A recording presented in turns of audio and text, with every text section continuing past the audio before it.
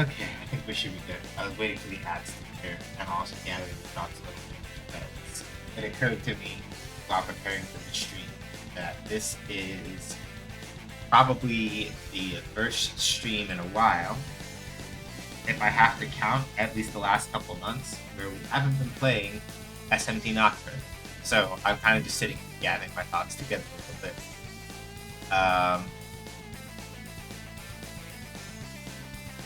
But yeah, hi everybody. Happy Sunday. I hope today has been restful and productive for y'all. I stubbed my toe or something at some point between Friday and now. And so a lot of Saturday was spent sort of just like hopping around and just going like, oh geez.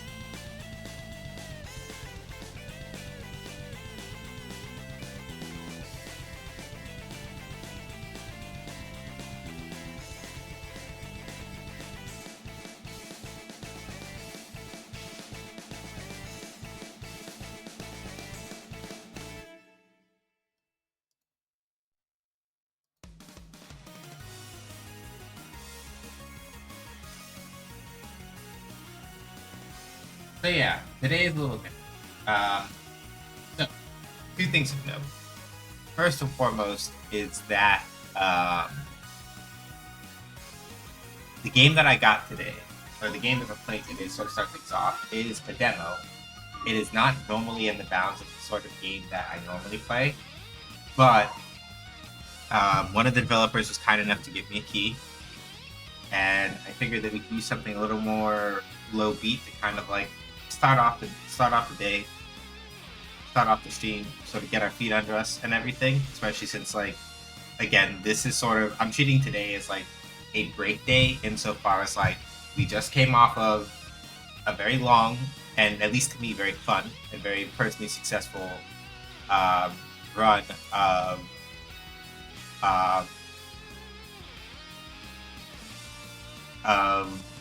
Shin Megami Tensei Nocturne HD Remaster. And I want to look at what we're playing next afterward. Right? But mostly my line of thought was we can do something different, kind of chill out, relax a little bit, and then, we'll go from there, right?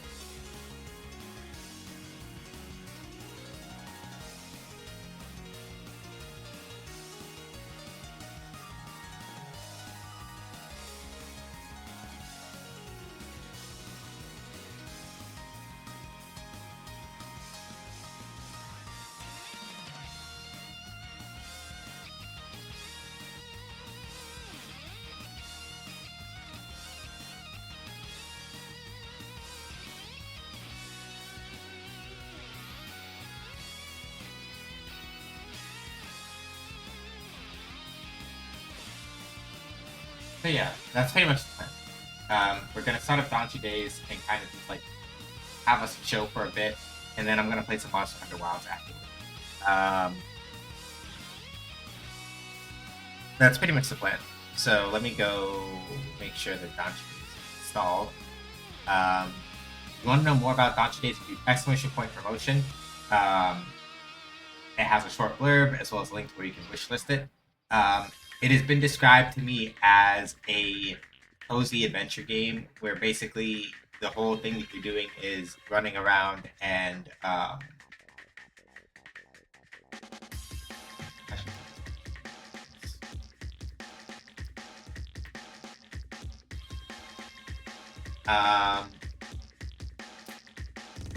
basically the idea behind it is that you're running around trying to talk to people and get investment and interest drummed up in your town's summer fair. It's set in Japan, and from what I've seen of it, that sounds really cute. The demo itself is supposed to be about like 30 minutes, 20 to 30 minutes or so. So we're gonna give it a shot and see how things are. I need to remember where I installed it though. The answer is Steam, but my brain wasn't braining as to where in Steam where I left my Steam marker. So we're gonna just install the Danchi Days demo because it's very small, so it shouldn't take very long. We should be able to get it going in a little bit.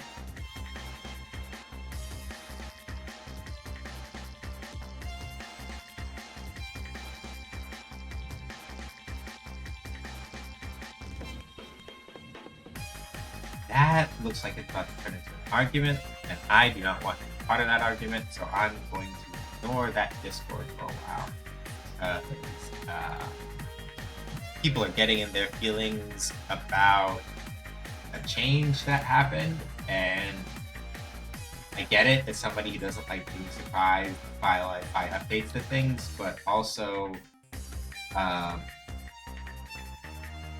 sometimes you just gotta accept that like things happen, and there is a person who is not doing a wonderful job at that, and I am sitting here more or less thinking, you know what, though, I am not about to get up involved. I'm going to let those people have the moment that they're having.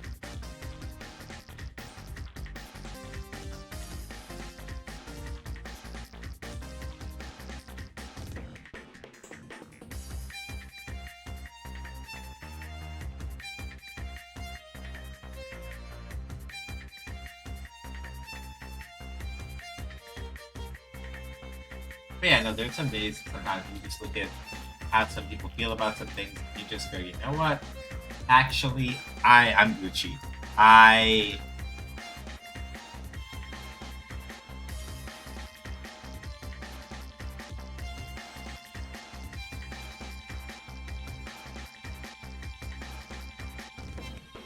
So let me see here. Okay, that's closed out. Okay. Okay, Danchi Days is done.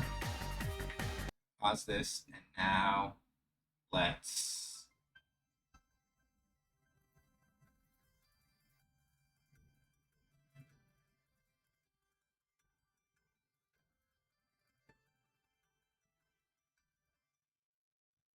that boot was incredibly fast.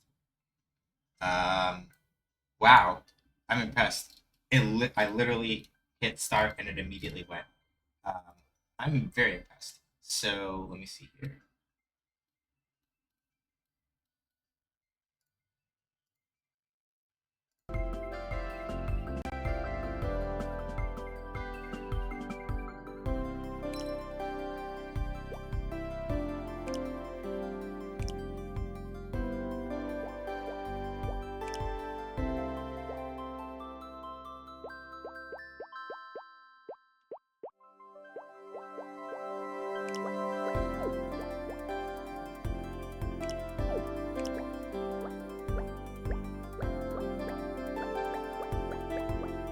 And early localization support.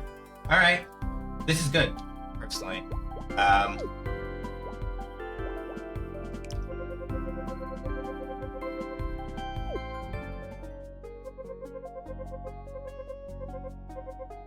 Okay.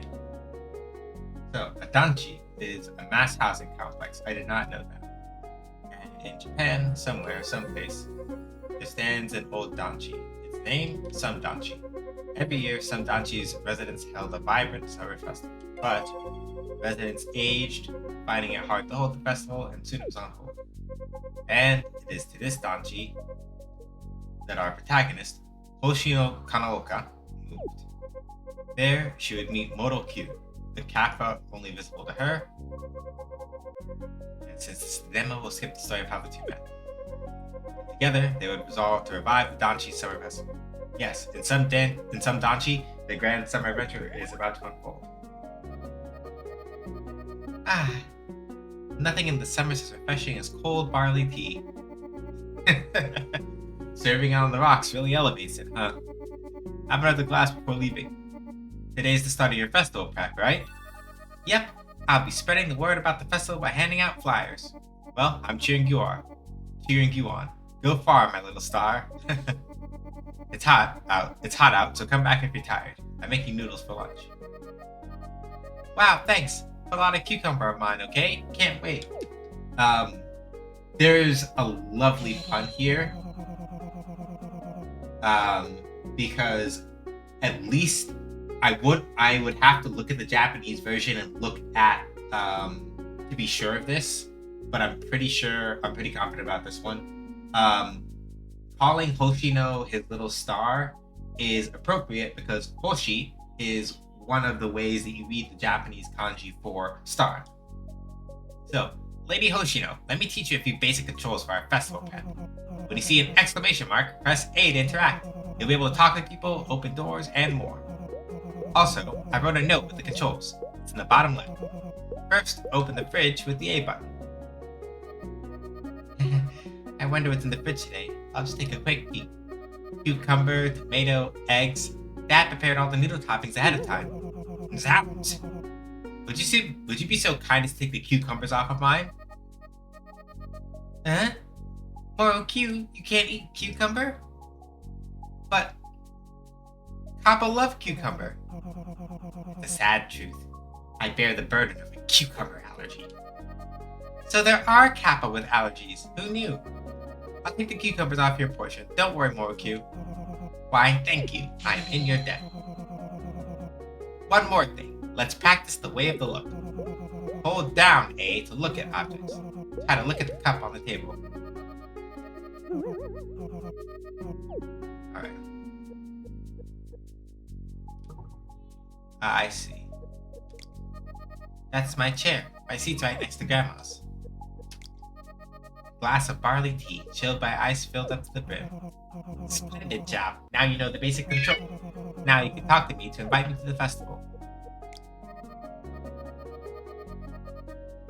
Our fridge. The stickers I put on as a little kid are starting to fade. So, the number for Grandma's caretaker's taped to the phone. Yeah, so I already like this look mechanic. I think it's very interesting. And the reason why I say that is because, well, right, the top-down game, you would expect that, like, okay, if it's a 2D top-down game and I need to inspect things, I have to walk up and look at them, right?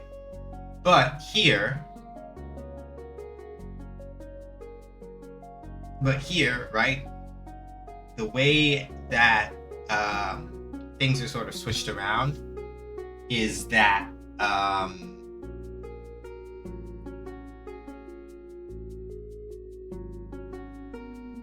the way that things are sort of like done here is that interacting is saved as like close range behavior, right? So like when you walk up and touch something, when you walk up and press A with something that you can interact with, right?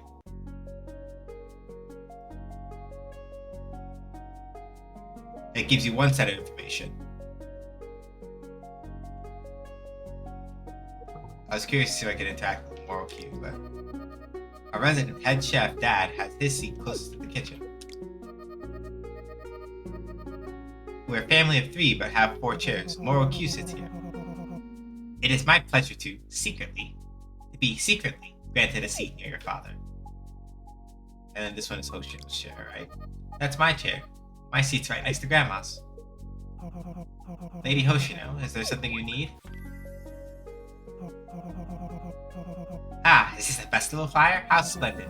As your assistant, I will certainly be in attendance.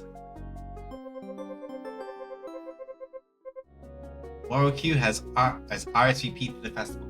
Hooray! Attending number 1. Looks like it'll be a tiny festival. With sleeves, 3 to go. Well, I'm all good to go. What about you, Moral Q? Everything ready? Ready. For all Danchi Festival matters, I'm at your service. Glad to have you here, Moral Q. Let me just make sure I didn't forget anything. Hoshino, do you have your computer? It's indispensable for festival preparation. Gathering info with its keyword search function will be our secret to success. Let's try a keyword search to depart, just to refresh, before we depart. Just to refresh. Okay, sure. I wonder what I should search for. I know. I'll try searching for our home. Some Danchi. Open the menu, then left. Okay.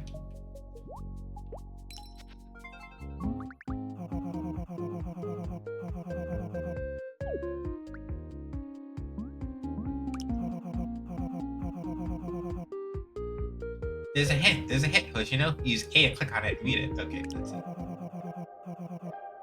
you're done reading, press the start button.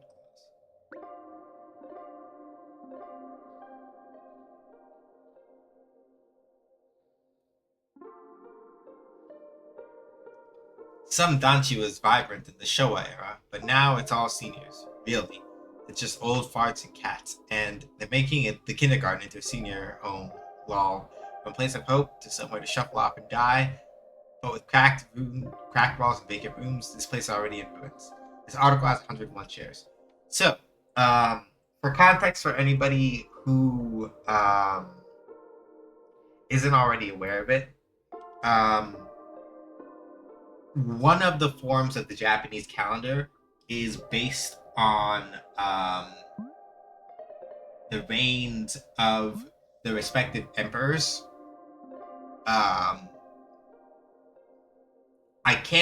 I don't have the exact dates off the top of my head for when the Showa era started, but the Showa era, you know what? Hold on, let me just use Google because I can just literally get the answer via Google instead of trying to like half-ass it here.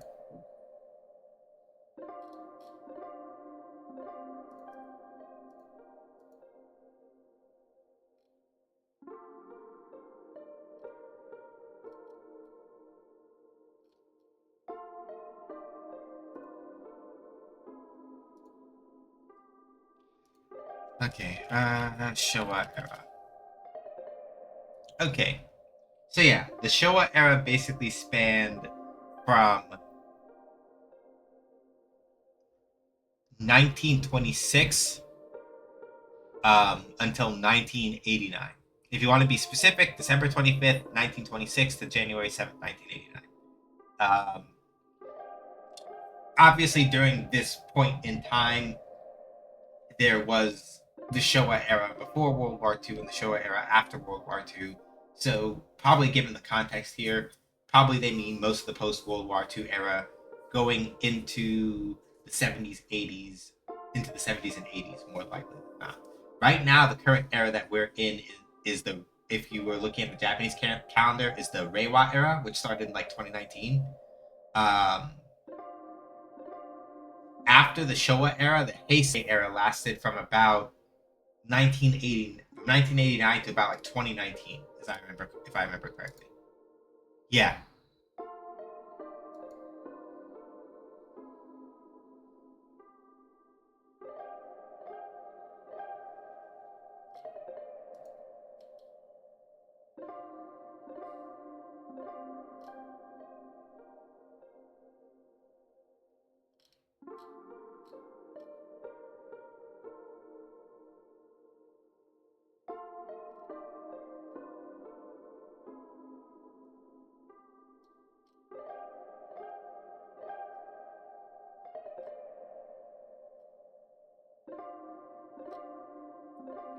Just looking at some other stuff to kind of keep myself up on knowledge there. But yeah, the main thing insofar, so basically speaking, at least based on what it is that they're implying here, I would guess that it mostly is talking about like, especially probably like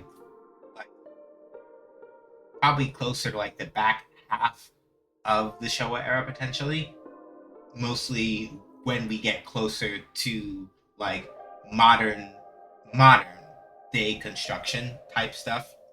At least that's my general read on it.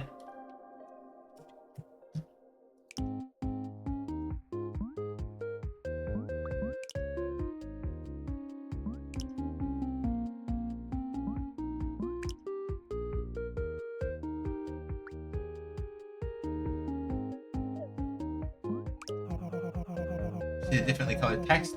Those are links you can click on. Okay. So Hoshino Kanaoka, Festival Committee, Building 5, 101, Art, homepage. Okay.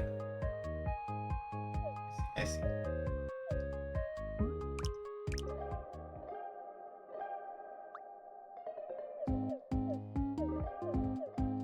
Okay, and the back just goes in literal, like, reverse order when you've been searching. Obscene! What kind of article was that? Nothing in some Danchi is that bad. Sure, it was lively when Grandma was younger, but... Indeed. It seems the author of that page is distorting reality. Why would they do that, huh? Do they enjoy telling lies? People tend to share things that provoke outrage. Hey, Stubby. Websites like that can easily accumulate thousands of clicks.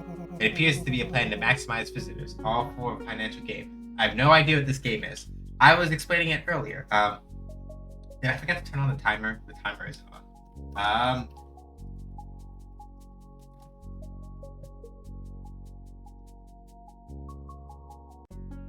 Yeah. I forgot to turn on the timer because of course I did. No, it's on, but it just hasn't been firing. Probably because nobody's been here. But yeah.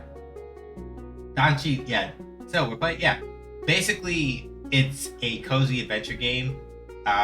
We are roaming around a Danchi, which is basically a Japanese apartment complex. And we're trying to get some people to come up to this festival that happens at the Danchi. The main thing, the article that we were just reading, has stated that Danchi that the main character Hoshino lives in, right? I was giving a very rough and brief history lesson about the way that, like, Japanese calendar years are counted by the by way of the, like, emperor counting. So I was explaining that the article about Hoshino's Danchi, hi Cat Wizard, the article about Hoshino's Danchi that we were just reading in the search terms was saying that in the Showa era, it was a much more lively place, right? And so the Showa era, like I was saying before, was basically 1926 to 1989. Like, basically Christmas Day 1926 to, like, January 7th of 1989 was the Showa era. So you can very clearly divide it into the Showa era before World War II and the Showa era after World War II, right? So depending on how old Hoshino's grandmother is, I would probably say that by the sound of it. Actually, I'm gonna correct myself on something because I just realized I had a silly dope moment. Depending on how old Hoshino's grandmother was, right? It is not entirely unreasonable to say that even before apartment buildings or anything like that started being built in Hoshino's Danchi, that there were festivals and stuff still going on, right? Because if you have enough houses in and that's why, so if I said earlier that a Danchi is like an apartment complex, I had that backwards. Nowadays, maybe it might look more that way depending on where you're at, but no, a Danchi can literally just be a neighborhood. So that's mea culpa on my part. I misspoke.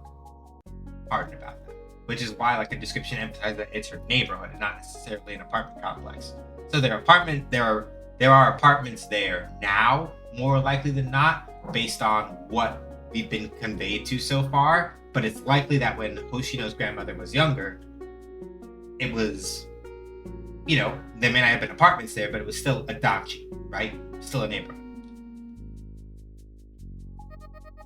Twisted reporting on some Danchi, all for profit. I won't stand for it. We just want to live here with Grandma in peace. Who could do this? That's it. I'm gonna show everyone the true face of some Danchi. I'll invite more people and bring the festival back to life. I'll make some Danchi into the stage for the perfect summer festival. Then I'll show this author the truth. Hoshino, your resolve is glorious. I shall help you But that's not all. Grandma showed me that some Danchi is full of all kinds of amazing things. If I focus and sense my surroundings, a whole world of surprise and wonder will reveal itself. Listening deeply, indulging in aromas and flavors, sensing gives us a way to discover the unexpected. Indeed, The Danchi is not merely a place for seniors and cats. Lady Hoshino, let's practice sensing before we depart. Sense, find a sense. They appear or sound suspicious. Stay sharp. Hold Y near it, and if you guess this right, a sense game will begin. What luck! There seems to be a sense point somewhere nearby right now.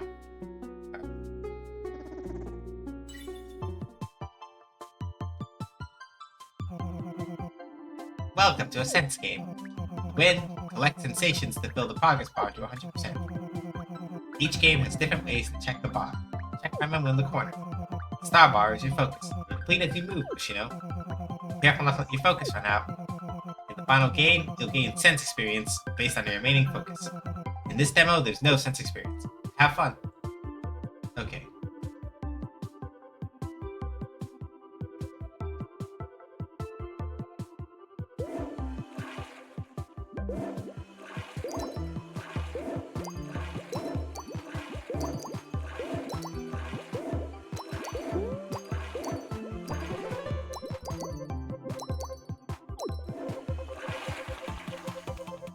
Bare sewage pipes emit a forceful sound. Okay, cool. The upstairs resident is supposed to push the toilet. Hearing the sound, Hoshino senses the existence of her upstairs neighbors. Okay.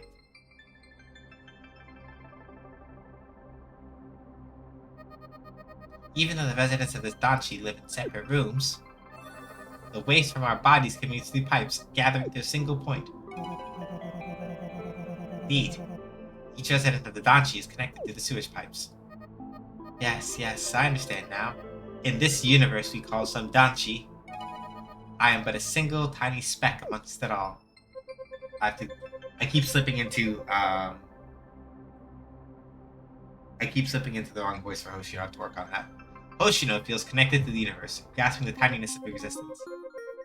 Thought of a keyword. Connection. Let's try searching. Okay, I see. Yeah, I keep slipping into Moro Q's voice for Hoshino by accident. Wonderful. All preparations are complete. Yep, let's go hand out some flyers and aim for 4 RSVPs.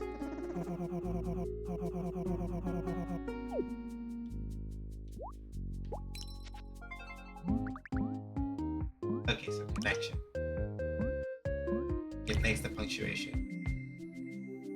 What lets us feel a connection to reading but lives in the shadows? Okay. What lets us feel a connection to reading but lives in the shadows? Punctuation. This page was made to give thanks to these unsung heroes. This page doesn't use punctuation. Hard to read, isn't it? Well then, let's learn about some history together. Okay. Barney Noble. Interest, reading, growing my backlog, favorite bookstore, and some Danchi's shopping street. Okay, history of punctuation. Okay, punctuation, a societal life force that keeps our sentences connected. Sadly, few know of its origin. Let's put it in the limelight by talking about its history in Japan.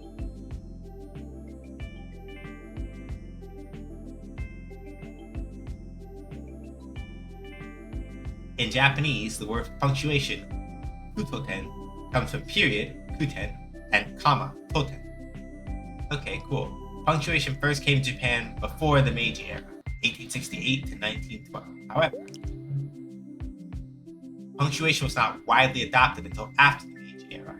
Pretty recent, huh? The Meiji era coincided with the focus on reading and education reform, which aided punctuation's adoption. Punctuation played an important role in achieving society-wide literacy. Democratizing a skill once reserved for the upper class, making it easier for the public to read, punctuation is a true hero. Vital to society, yet often ignored. That's the story of punctuation. And you read it till the end. You must be a very good person. Yep, I read all of it. Thank you for visiting. I'll be sure to visit your page too. Best wishes for you and punctuation. That's cool. We have that. We have connection. Nope, not that. Connection. Puddle creator. Mr. Ripley likes making connection with nature and dislikes paved asphalt roads. Okay, cool. Danger, excitement, they're one and the same. Now, consider a puddle. They form on uneven ground. You could even slip. That's danger. But isn't that a little exciting? Come on, let's play with puddles. Okay, how to? Let's birth new puddles. Find any surface that isn't asphalt or concrete, dig a hole, wait for a rainy day, or add water, say puddle because now you're done. Alright. Q&A. Hey, wouldn't making the ground bumpy be a tripping hazard? You are right, but there are some things you just can't learn outside of risky situations. I see.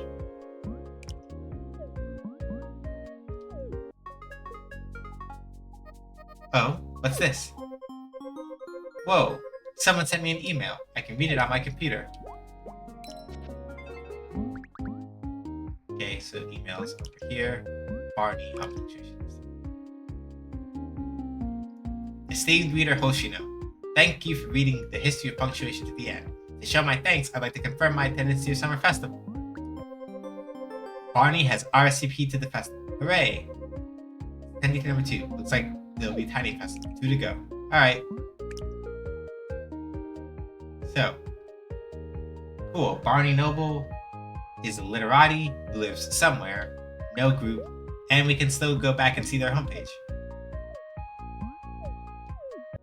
Flawless logic on the puddle one, right? Grandma's been raising this plant since before I was born. Cool, so same information one way or the other. I just flipped this calendar to August. This month's drawing is a sunflower. It says some Danchi Market Street in the bottom. This is a portrait I drew with Grandma when I was in kindergarten. I'm a little embarrassed at how crude it is, but she's always displayed it. So yeah, the nice thing about this search function... It's locked. There's a notice taped to the door. No entry during the demo. No! How am I going to take a bath today? That's fair. Let's not open the door for now. Grandma's napping inside. Okay.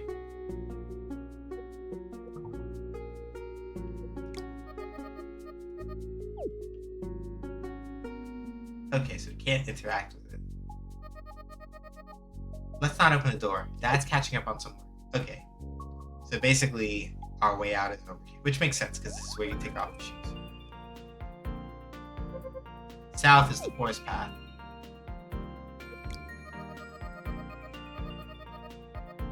These crates are used on garbage day. No need for them today, though. Hey, Veronica, how you doing?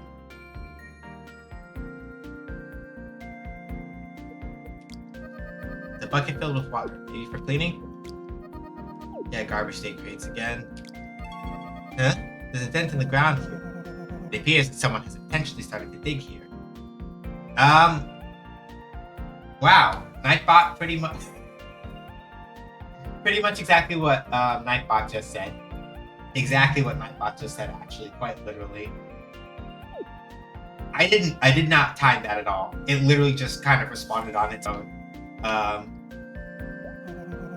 There are some items that you can pick up and place with the A button. Placing items on certain things might cause something to happen. Okay. Whoa, the hole is gone. It's a puddle. And so we warmly welcome another puddle onto our planet Earth. Were you watching me fill the... Yes, I am the puddle creator. I gave birth to that.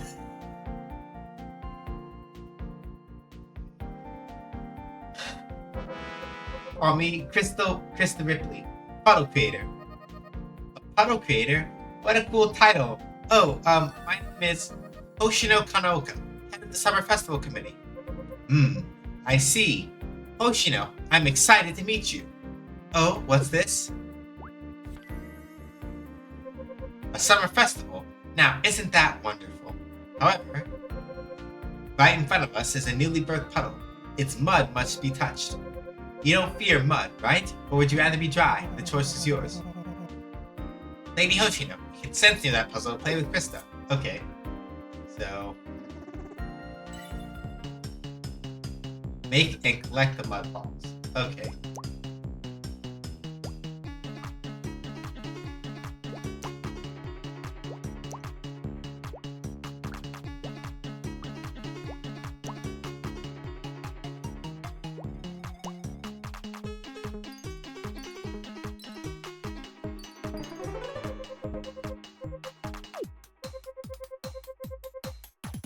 Krista and Hoshino got their hands caked in mud. Rolling the mud on the palms of their hands, they sculpt perfect mud balls. Wow, my mud ball looks great. Hoshino, thank you for getting muddy with me. I had a lot of fun, especially polishing the ball to a shine. Yes, and oh right, your festival invitation. It sounds exciting, so I must go. Count on me being there, Hoshino. Excellent. One more to go. You can store some items into my bag and use them later. Open the menu whenever you want to take out an item. Cool, so Moroku can hold on to those for us. That's nice. Can't wait for the festival.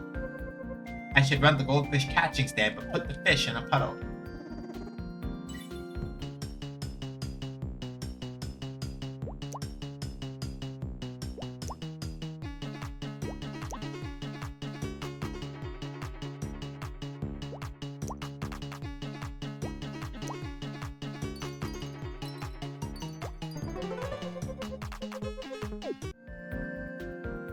Cool.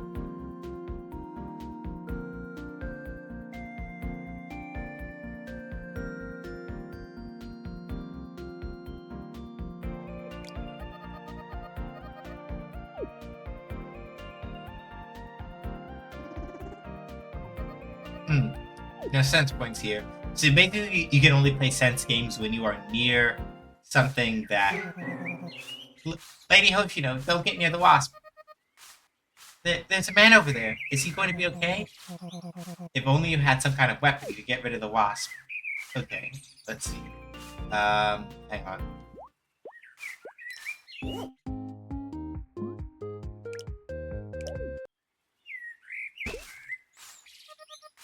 Take that!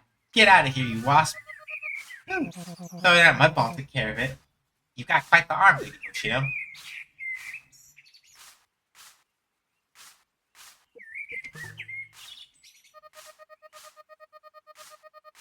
The sweeping sounds from the man's broom are echoing through the Danchi. I'll leave him alone for now. He seems pretty focused on his sweeping.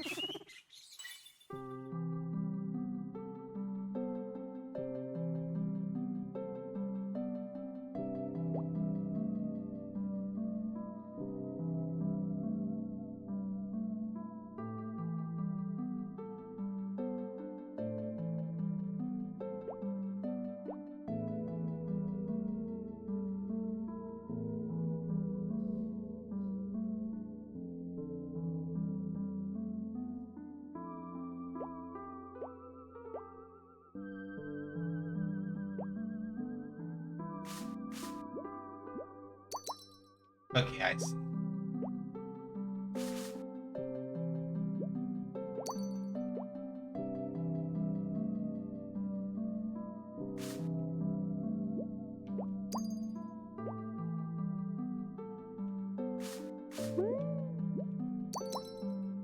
Ooh, I may not make it. I gotta be careful. Once my sense bar runs out.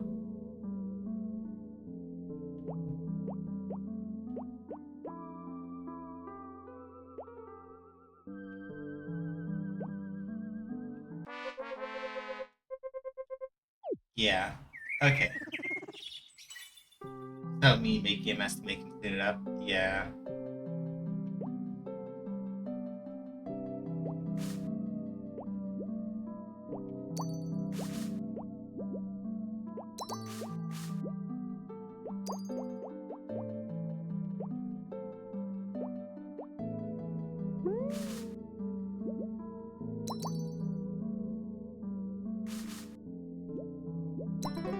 Got it.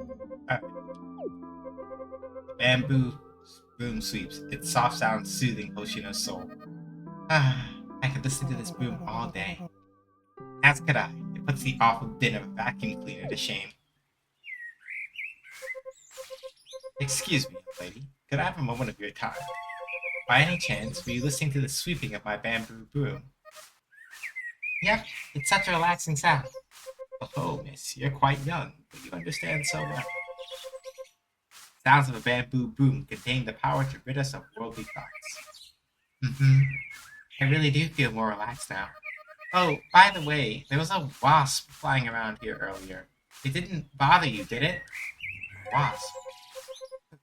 Being freed from this earthly realm, it did not even register to me. You're so focused. That's the power of a bamboo broom? Wow. Indeed. Miss, here is my homepage. There you can indulge in bamboo boom sounds. I got a bookmark to bewitching bamboo booms. I should visit there. If someone gives you their homepage, visit it from the People Next page or your bookmarks.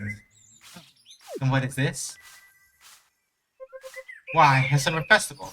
It's been a while since we last had one. The festival always had a certain thing. Ah, how I missed it. Being revived, it would be my pleasure to attend.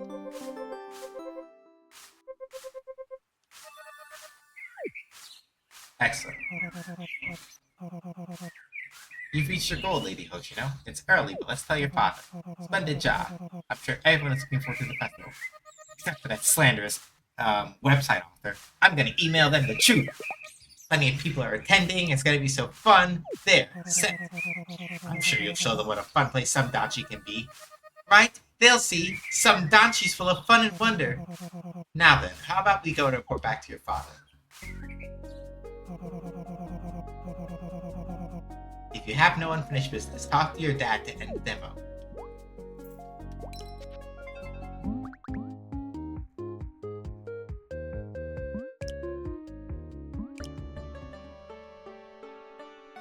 Swish, scritch, swish.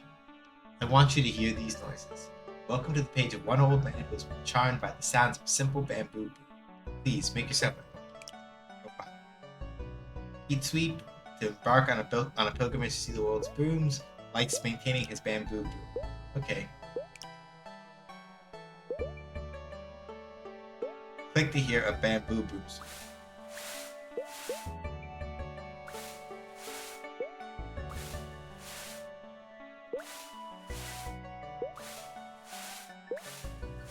There's probably a difference and I just can't catch it.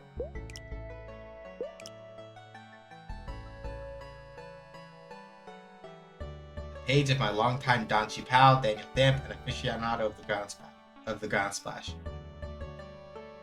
The traditional way of cooling the ground with water together with my bamboo broom conjure the atmosphere of the Edo period. This page is under construction, you can't visit in the demo. Yeah, this old man is autistic about, hey, yeah, looks like a connoisseur, wise, heat sweep, building the fun of building 5, no good.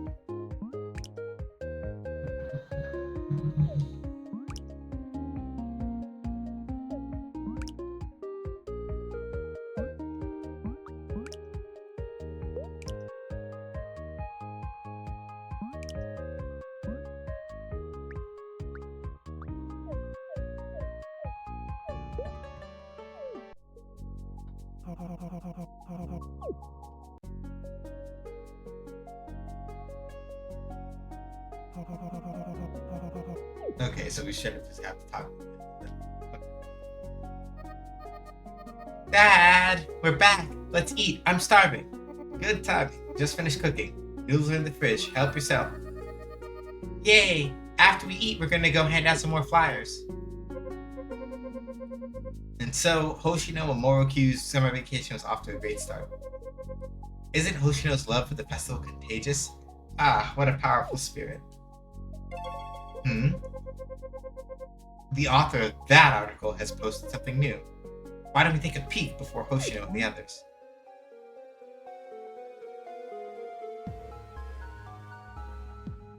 Noisy, crowded, so hot you'll melt.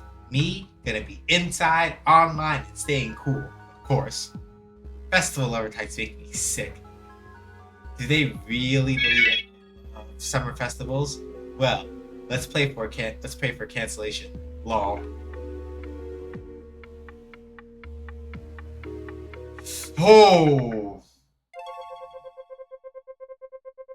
It seems Hoshino and Morokyu must soon confront some malevolent forces. I wonder, will they be able to revive the summer festival? Find out in the full game in 2026. Hoshino and Morokyu will be waiting for you. Be sure to wish us Danchi days on stream today.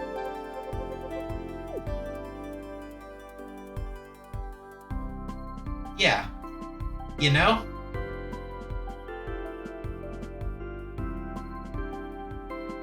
Yeah, I like it. So, I got sent this key by one of the creators a couple of weeks back, And after thinking about it, I was like, I think I want to use it as part of the break day. That was very much on purpose. Malevolent forces is a fun way to say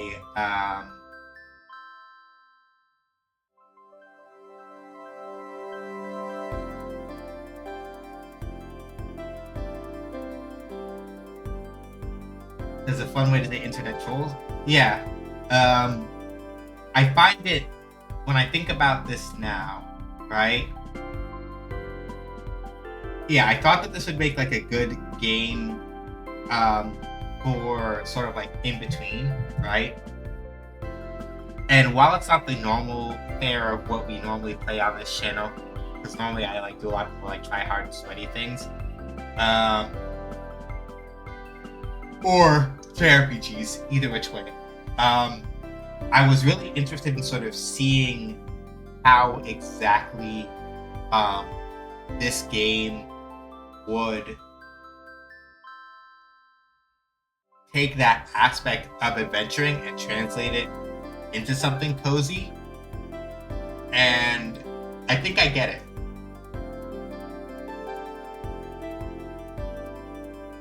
The immediate impression I get from this game, sort of even just from the demo, is that this feels like it's going to be a story about connection, right? This is a story about connection. About being open to the environment around you.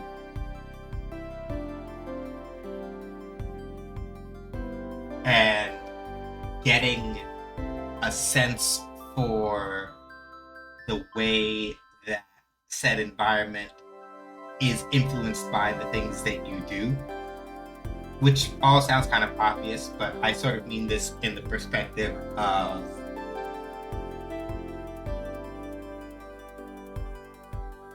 because like when you think about it, especially with the way that like Oshino, a lot of emphasis put on with the way that the mechanics work, a lot of the emphasis is put on observing the environment around you, sensing the things that are happening in the environment around you, right? And in those aspects, I feel like it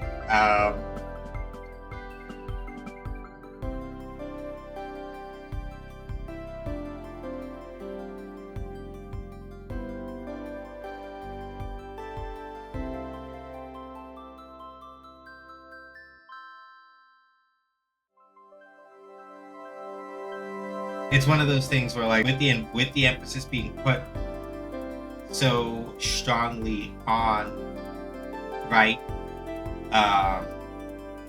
interacting with the environment around you, trying to sort of like actively build bonds that way, and the way that a lot of the interactions are about like checking things in the environment, right?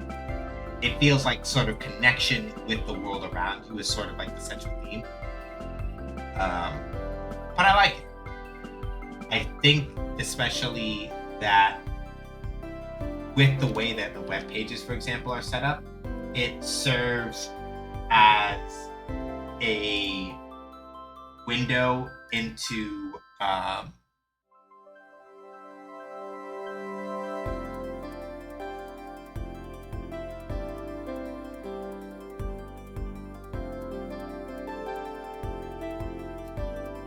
yeah, I figured that was good. People are feeling what they feel over there, so I'm gonna let them.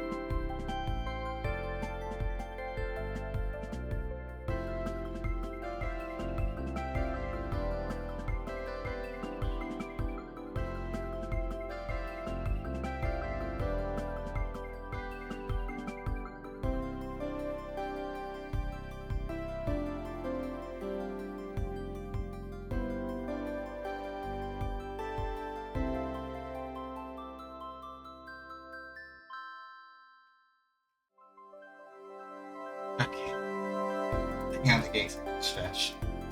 Catch up. I'll try to compose my thoughts. Yeah. the web pages that I was talking about. With the way that like web pages and the search stuff goes, I find that it already does a very good job of characterizing, right? It does a very good job of sort of characterizing not only the characters, but the world around them, their interests, all that other stuff, right? And I think that happens to be already one of the strong points of this game that I think is going to sort of like lean into a lot of the charm, right? Because, for example, like the punctuation thing, right? Like that whole page with Barney Noble talking about punctuation stuff and sort of explaining the way that it works, right? Especially in the context of like, yeah, this is Japanese punctuation.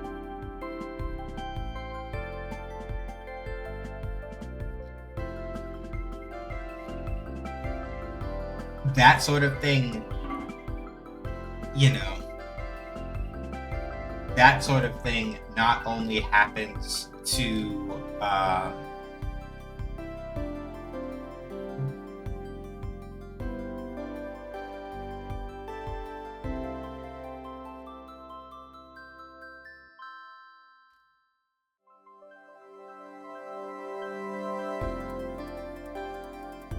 I cannot get my thoughts right now. My brain is short firing all out the ass. That's annoying. And punctuation. Right. So the whole thing about that page, yeah, it characterizes Barney Noble, right? But it also explains a bit of, you know, by him doing that deep dive on history, right? It also sort of like contextualizes, right? Here are some things about Japan that you would like to know, right?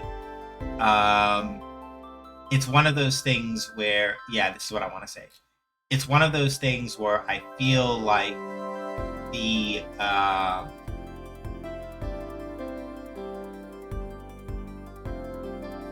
I feel like one of the benefits to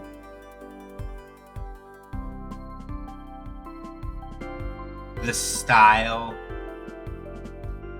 that they're doing here and what it is that they're going to be doing is that it sort of provides both a ground for, here's the word, it provides both the ground for learning about the characters, but also for getting little bits of just interesting history about Japan, right? About neighborhoods, about all of these other things, right?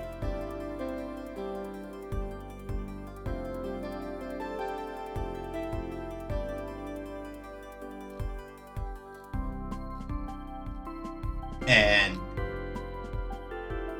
I find that when games do that sort of thing, right, that's when the holisticness of everything kind of like comes together.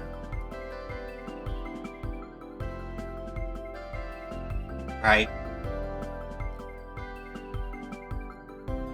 There is a sort of holisticness that sort of comes from a world that approaches things in that way.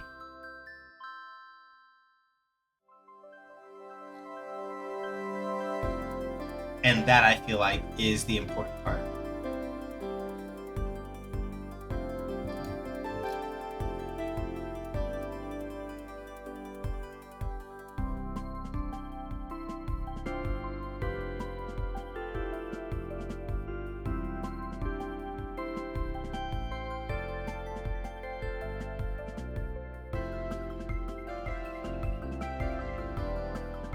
So yeah, in the overall, I like it. It's different from the style of game that I normally play, but I'm probably gonna finish it.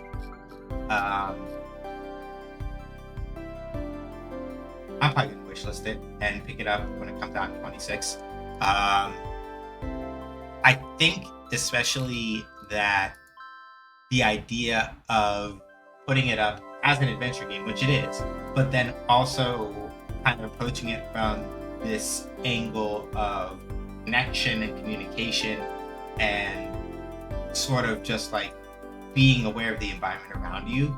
I feel like all of those things play exceptionally well into it, right?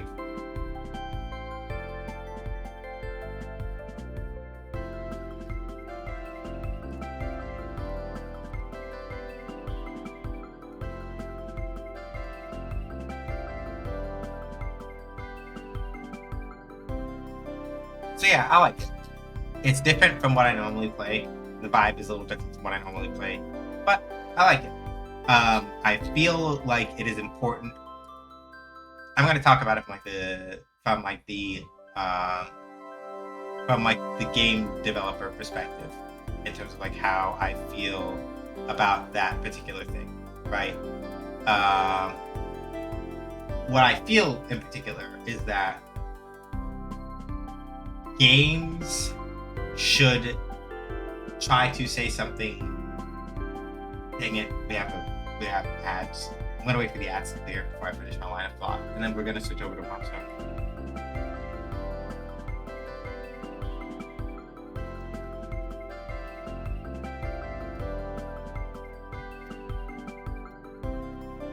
Okay, so until ads are done, I'm gonna go run and get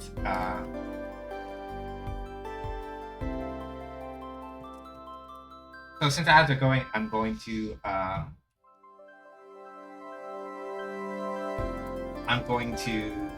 go refill my drink. So be right back. Going on the FK screen. 5, 4, 3, 2, 1, and action.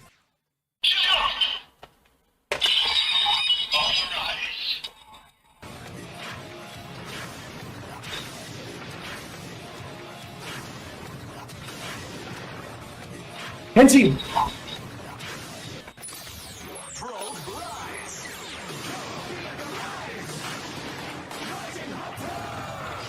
The jump to the sky turns to a rider kick. There's only one person who can stop, and that's me. Hey everybody, my name is Sean. They call me either that or SJ. As I say on my own channel, make games, I play games. Games make you, basically. Did you really think that I was going to let you hit me with that? No. Guess what? I'm still alive, motherfucker. Going too fast is no good. Shut the fuck up. What else you got? I have to hit button. Button hit good. This no count, no good, self-absorbed. Giving free turns goes against my professional ethics.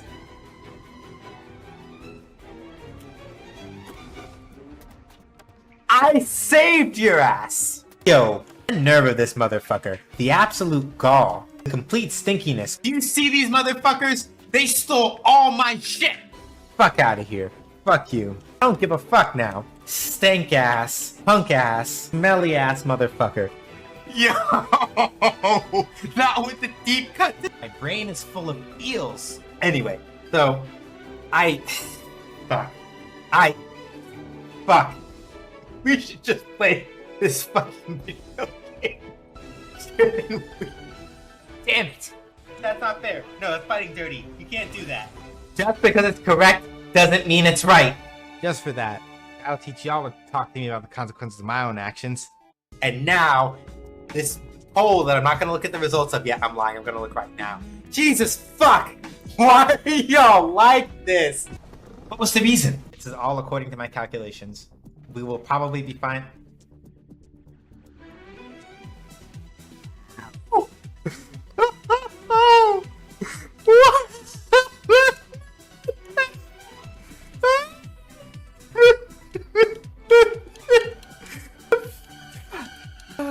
God damn it. Somebody clip that.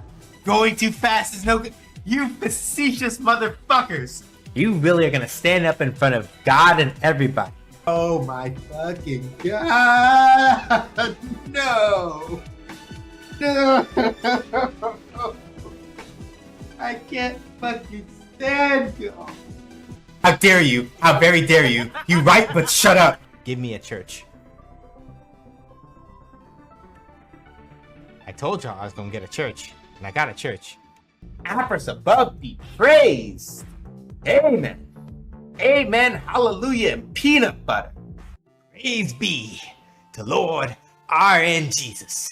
For in our time of need, he has provided. Can I get a blessings to R.N. Jesus in the chat? I have to behave. I have to behave. I have to behave. I have to behave. You know what? I'm just gonna do this. What kind of just nonsense did you just... What in the hell do you mean? You put me on your whole motherfucking screen?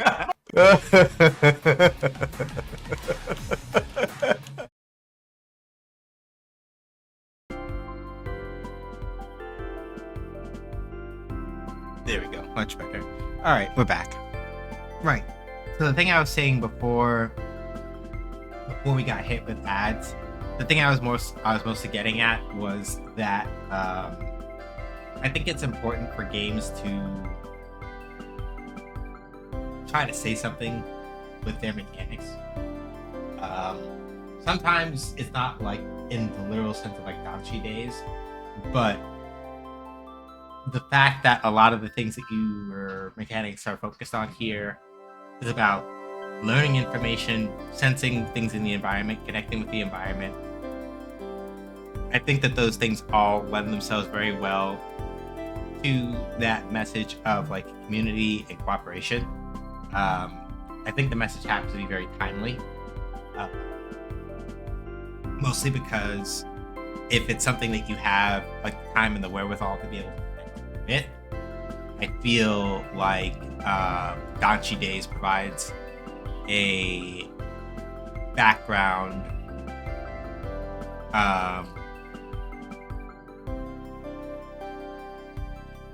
for doing these sorts of things, right?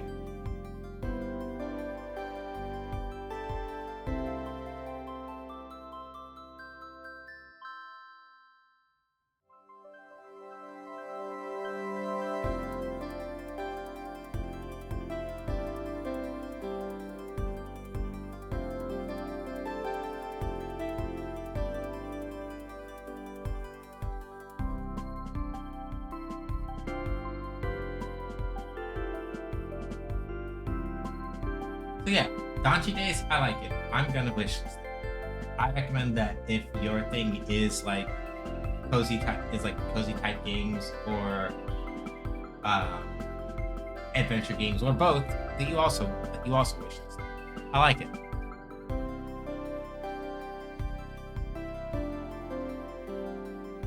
Game's good.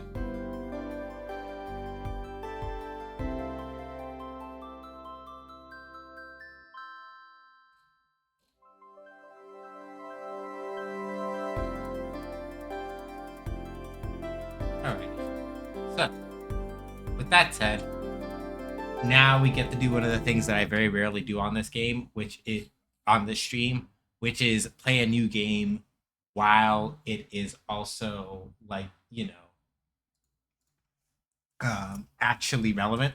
At least assuming that my computer does not eat a gigantic, that my computer does not like fall over on its face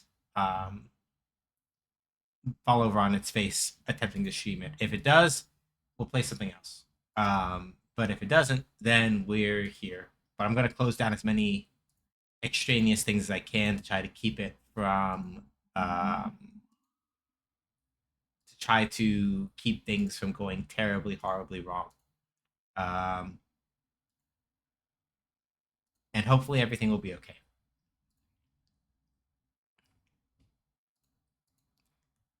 So, yeah, the reason why I don't normally play like games that are newly released on stream is partially because, well, there are a couple reasons. Some of it is that I really, really, really don't have patience for people. I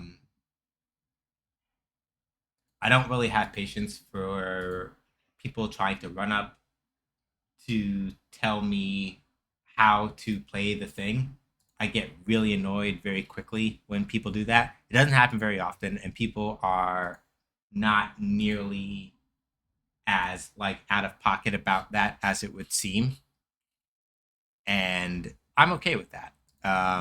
Like people generally, what I'm saying is that people generally have an understanding about how to behave, at least when it comes to my stream and these sorts of things, and I don't normally have these sorts of issues in these situations normally.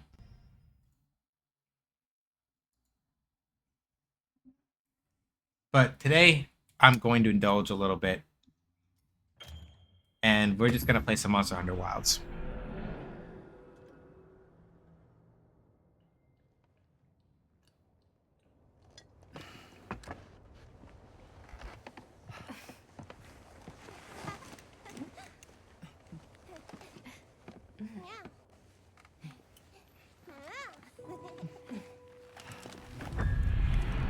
I'm still making my way through the main story. Still low rank. Still HR3, but you know. I need to send this to somebody, so I'm gonna take a minute before I forget.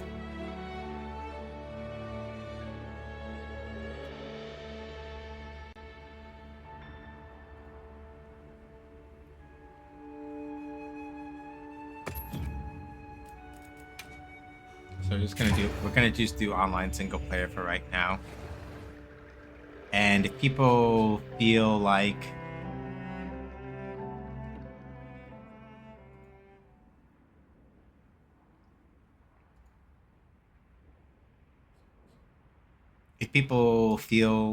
coming along, and I'm back from Spook Break, Monster Hunter, yeah.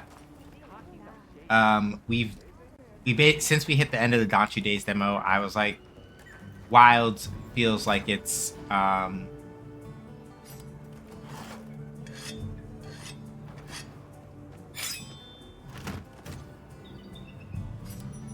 Wilds feels like the most appropriate thing to do.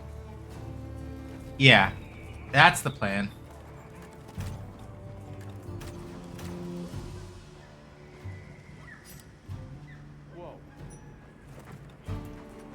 Because I'm looking right now, no dropped frames. The connection is looking stable. Longsword. I mostly play Longsword and Insect Glaive. I do a little bit of Greatsword, but I haven't picked it up in this game as of yet. How was Danchi? Pretty good. I was talking about it. I was giving my last thoughts about it just a second ago, but basically speaking, the general feeling is that I feel like they've done a very good job sort of like actively setting the ground for making sure that they're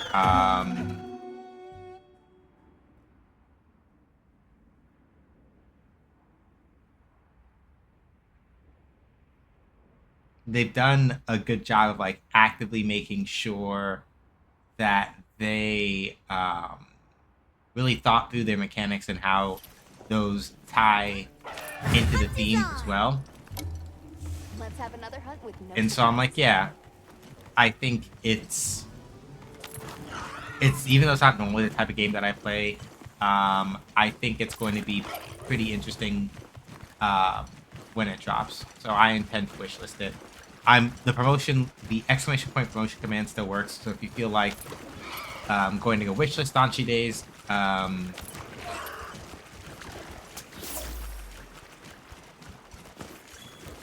if you feel like going to wishlist Danchi Days, then if you do exclamation point promotion, it will still lead you over to there. Because like I said, I got the link directly from one of the developers. I got the demo key directly from one of the developers when it first released. Yep.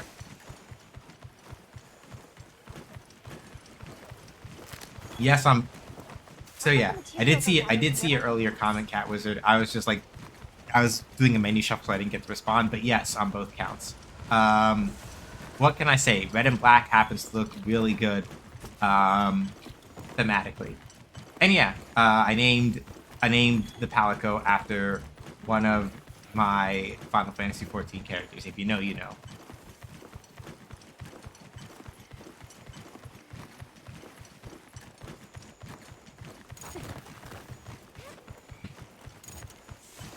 I gotta figure out where to go get I need to figure out where to go get the There! pop-up That's our head. target! The pop-up head gear. I think we'll find. At some point, and I keep forgetting. Right, sorry, I should make a note here. As a heads up, the Congalala, the monster that I'm hunting right now, there's a bit of like poop humor, and I forgot this until literally right as I was about to do it. A bit of like poop humor and a bit of like the humor. So if that's not your thing, that's not your jam, you may want to tap out of this hunt for a little while and then swing back around after I'm done. I forgot about it until literally I looked it in the face. I'm like, oh right, it does this. I forgot about that.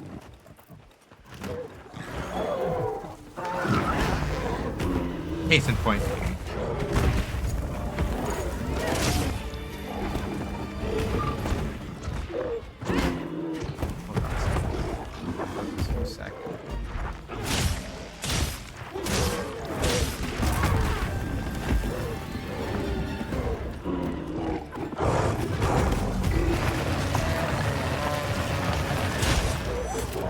So, yeah, really, it's technically doing like stink breath, but is that a hippo orangutan? I think so.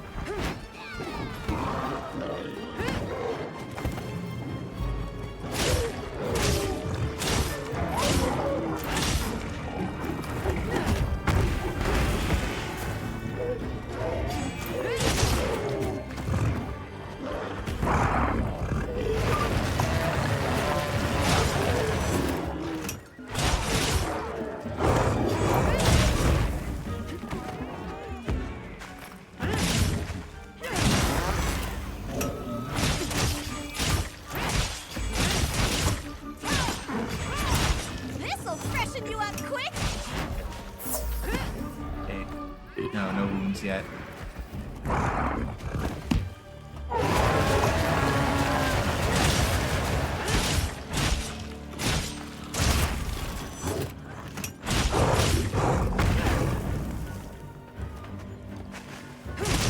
I'm mostly trying to attack from the side because I'm not used to Palico having voice lines. Yeah, I'm trying to attack mostly from the side because I want to avoid getting guarded on.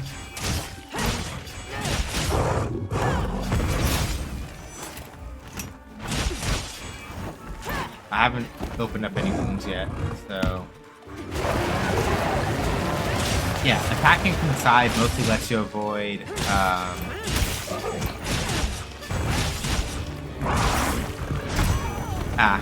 okay, we got a wound. Okay, perfect. So, let's see here. So, when you have a wound and you're in focus mode like I am now, you can use a focus strike, crack open the wound, do damage, and for a lot of weapons, if the weapon has some sort of, like, unusual condition to the way that it works, like, the longsword has, you know, the longsword has the spirit gauge and everything. If you crack open wounds with a focus strike, then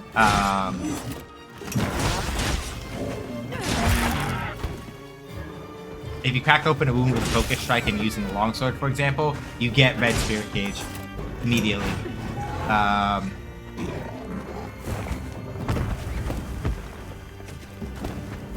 Which boosts your damage output.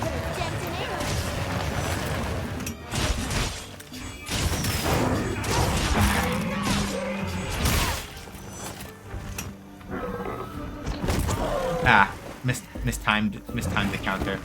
Looks like it's moving to a new area. Yeah, and in this game, having red spirit gauge is a good thing because it changes your attack style a bit with the longsword. And from what I can tell, either I don't know for sure if it's like a damage increase or an affinity increase. I need to like actually find the thing that explains that. Yeah, so that's focus mode. That's new to Monster Hunter Wilds. I'm using a controller, so I'm going to use Xbox control explanations for this. But basically, when you depending on whether you have on how you have it set up, if you press or you hold left bumper, or sorry, left trigger, while it's out, and you stand change like this, you enter focus mode. And if you hit right bumper while in focus mode, like I was saying a minute ago, right? You do a focus strike, and the focus strike itself,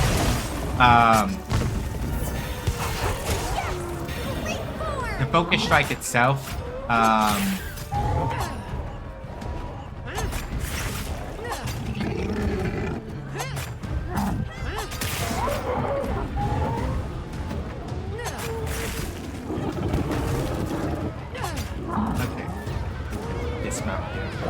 Yeah, I'm using an insect blade.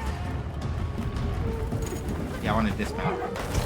The reason why I'm dismounting here is because I've opened up all those rooms. Whoops. Okay, nope. Take a second. Back up.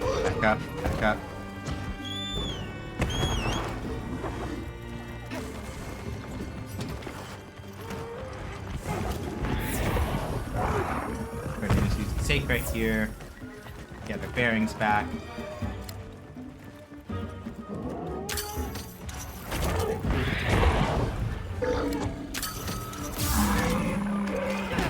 Okay, good.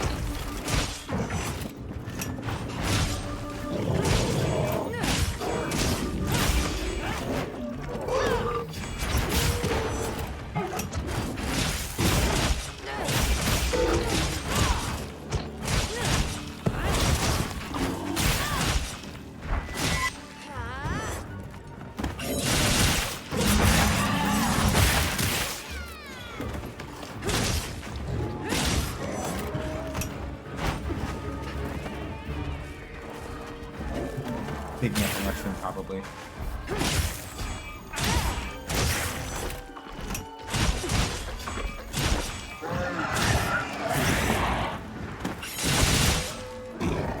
Alright. And now we just go back to focus mode.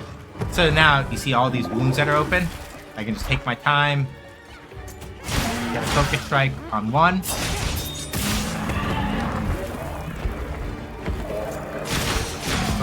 Another one.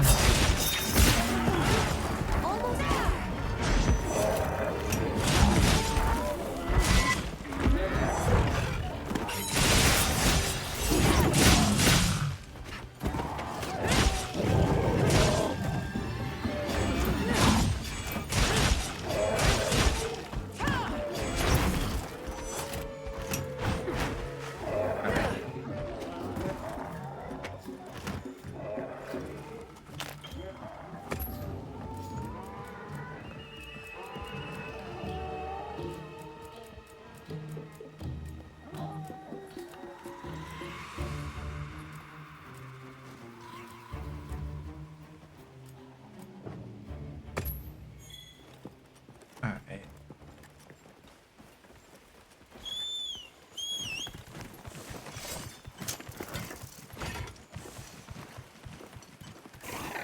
Yeah, and the nice thing about the take ret here is that basically you can set it to, when you mount it, you can set it to auto follow, so you don't actually have to like go out of your way to manually track the monster either.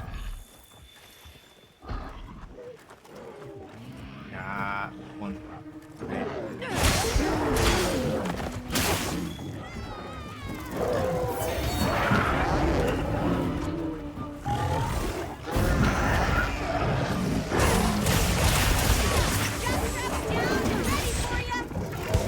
I don't have trank bombs, so I wouldn't really be able to do much with that.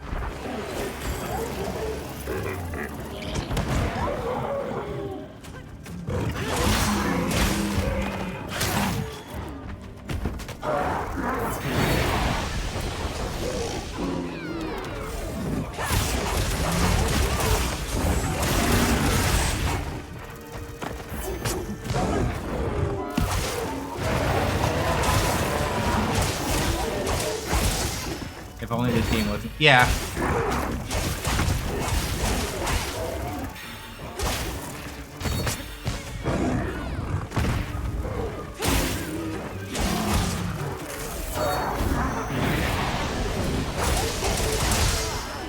Snap out of it.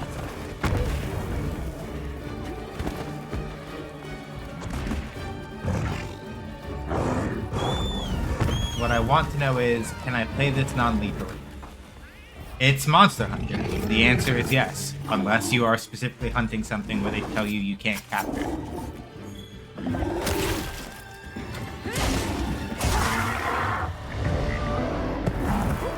Better collect this trap. Like, yeah, like that's the way Monster Hunter works. Unless they literally tell you that you cannot capture Partner. a monster for whatever reason, then you usually have the option to capture it. If you're doing these optional hunts, usually you can. You cannot capture, traditionally speaking, in Monster Hunter games, you cannot capture Elder Dragons because they're literally too strong. Flesh rots. Carrion feeds the scavengers, and the guides remain. But, like, Part of the cycle of life. most regular ass monsters, it's usually not an issue.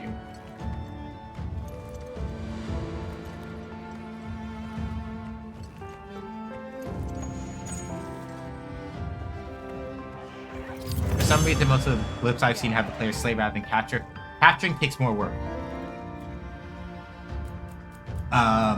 It's one of those things where you have to pick your trap according to what the monster is vulnerable to. And make sure that you set it in the right spot. Oh, the game crashed. That's unfortunate.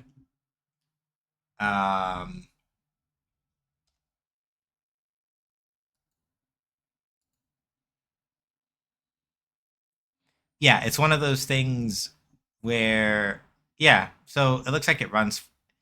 This is the other reason why some people have been like, I don't really want to play it. They're like, the game itself is fine, but it crashes or it doesn't.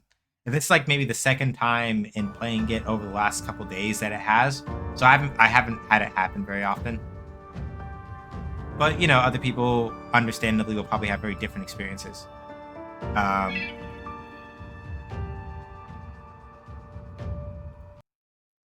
So that's fine. I'll just reboot it. I should probably send in a crash report at some point, but it takes forever for it to send off. But yeah, yeah, it's because capturing monsters takes more effort. You usually can't do it until the monster is exhausted. You have to then put down a type of trap that they don't resist, and then you have to basically pelt them with trank bombs until they fall asleep.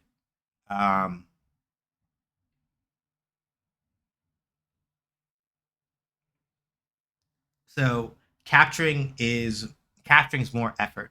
It doesn't mean that it's not worth doing. There may be times where it is easier anyway to capture a monster instead of hunting it straight out. But if you're going to capture, you basically have to come prepared for it. The game crashed as soon as I loaded it. That's funny.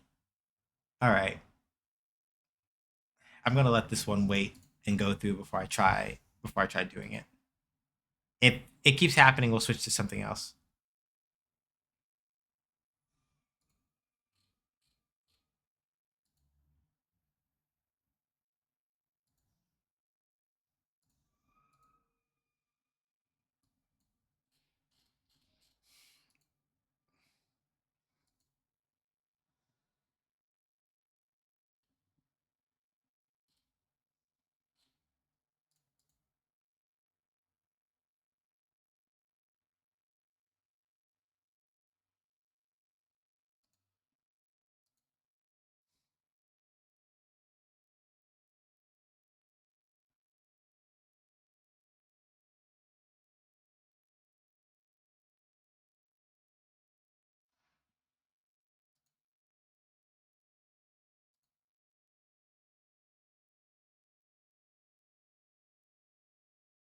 Okay, let me go grab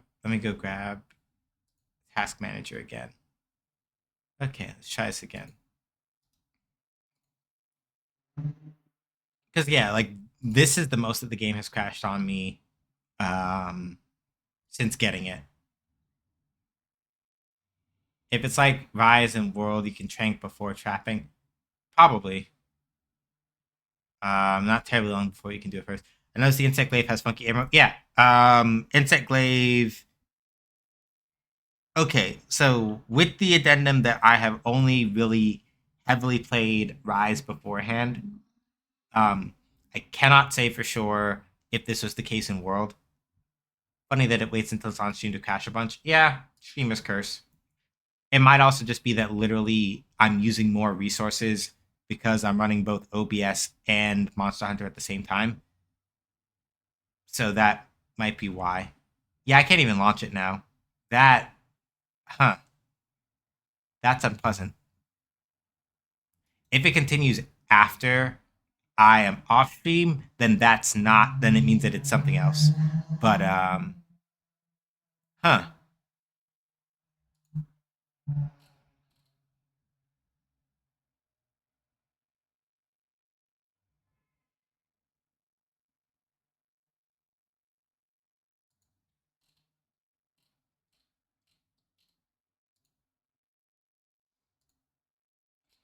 Yeah, it wouldn't surprise me if that winds up being why that's the case, where it's like, yeah, it'll be fine if you're not streaming it because it doesn't eat up as much resources, so it doesn't get as shitty when you're trying to do it, which is fair.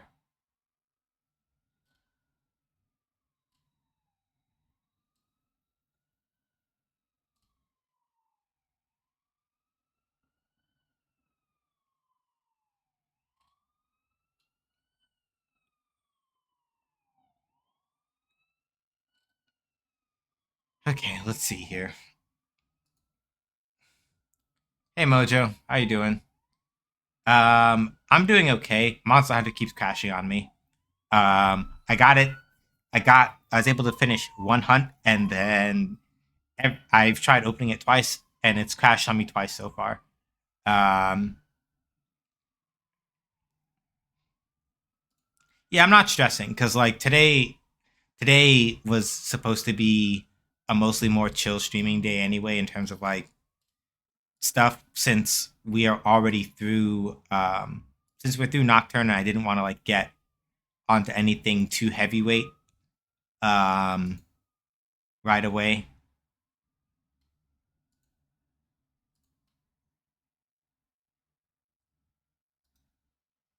Okay.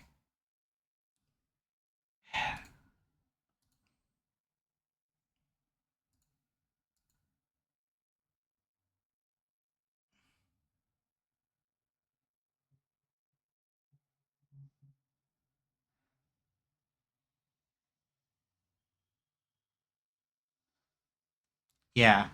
I straight up can't load it. It just doesn't work. Every time I try, it gets upsetty and goes like, "No, I'm going to crash." So either it's because OBS is taking up more resources or there's something else that is hilariously wrong with it. And I would let the crash report go through, but the problem is that the crash report gets to like right up to a certain point and then it stops. Um, I still want to play it, so I'm gonna try it again in a little bit, and then if it really doesn't work, um, I don't know. I could go run up and do a fighting game, but I'm not really sure I'm in the mood for that. I was thinking in the back of my brain, I haven't played Armored Core 6 in a while, so there's that. But I'm also in my mind going like I said that Armored Core 6 was going to be one of my off-stream games because there are some games I want to be able to sort of like play through at my own pace and not have people like not that y'all would do it, but like other people come in and go like, "Hey, have you done this? Hey, have you done that?"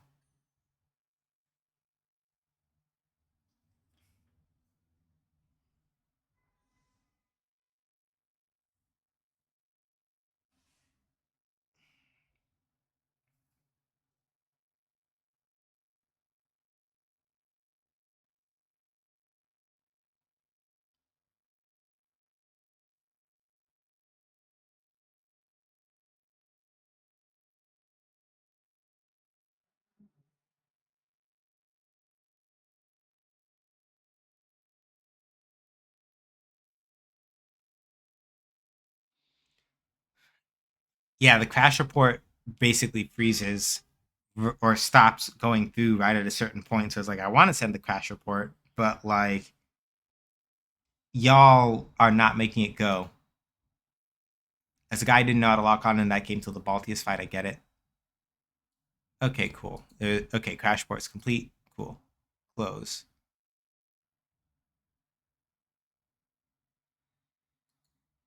All right. One more time.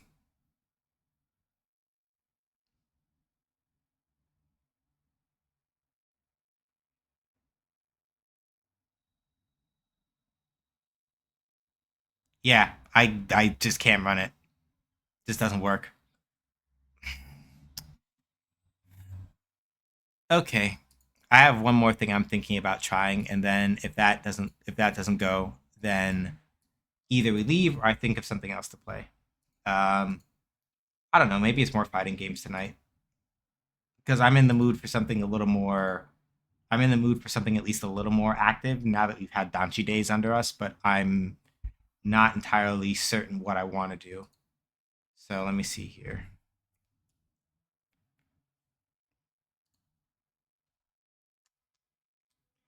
I'm gonna try one thing.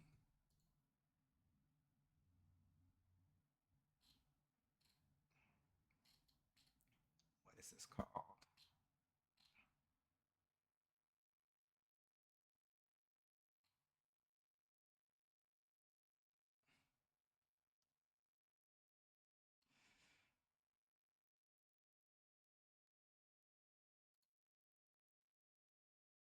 I try over here in this one because it takes up more space. So let's see here.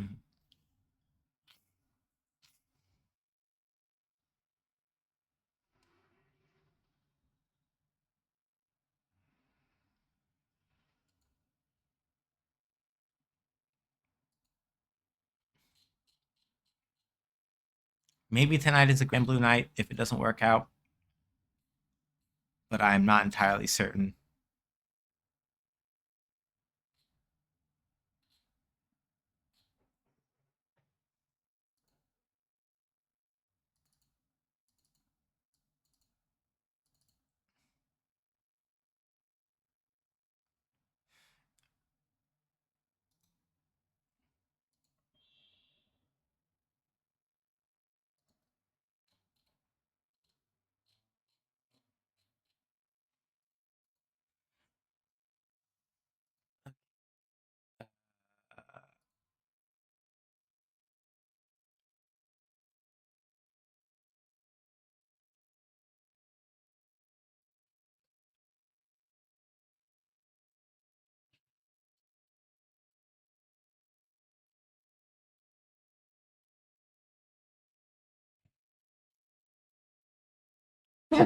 Sorry.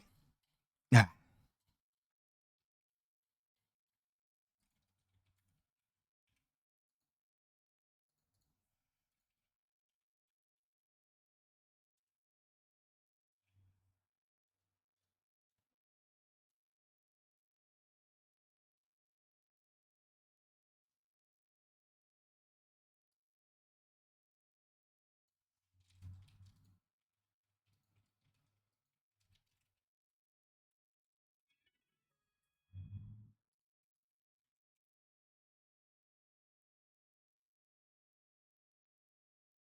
Okay.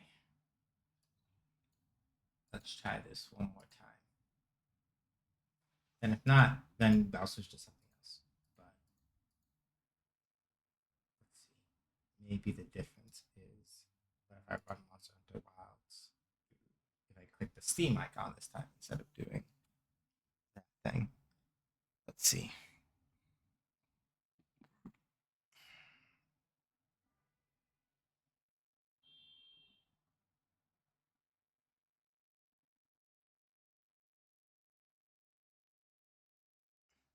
Yeah, no good. All right, that's fine.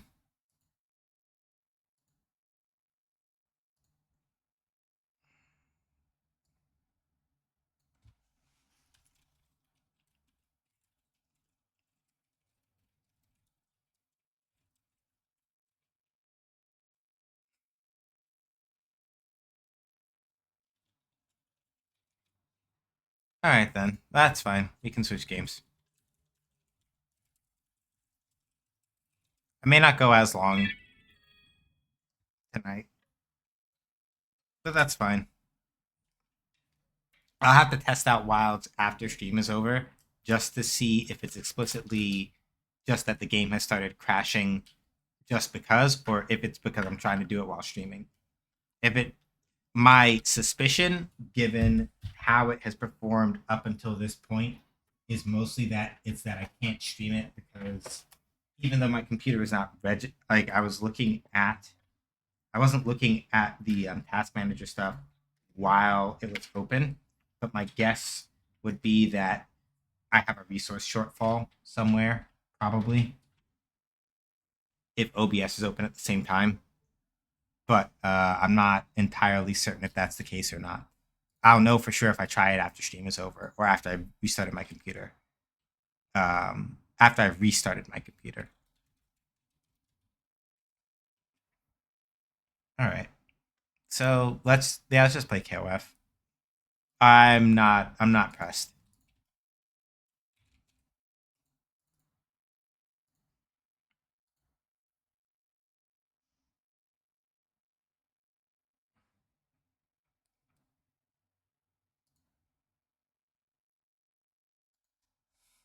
I'm annoyed a little, but it's not like the worst. It's not the worst thing in the world.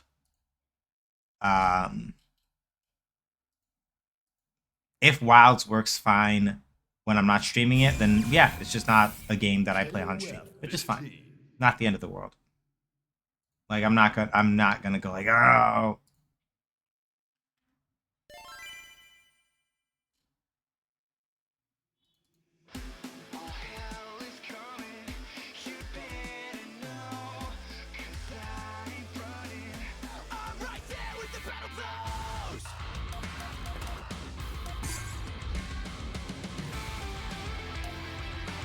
Registration.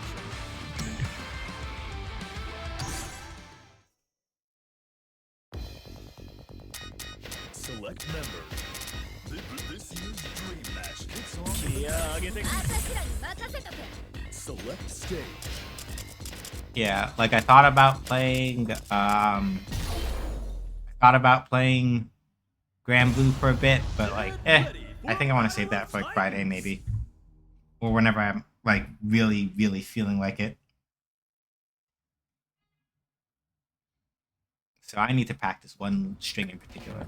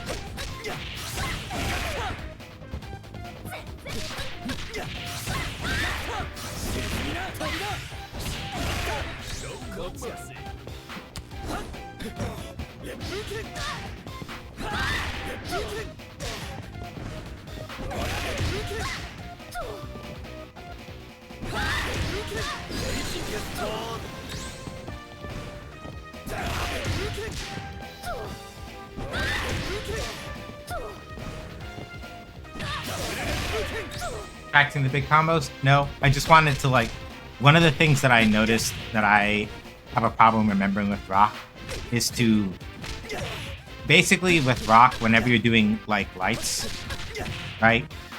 It's not always that this works, but if you can get Rock's 5LK, this far 5LK, this move,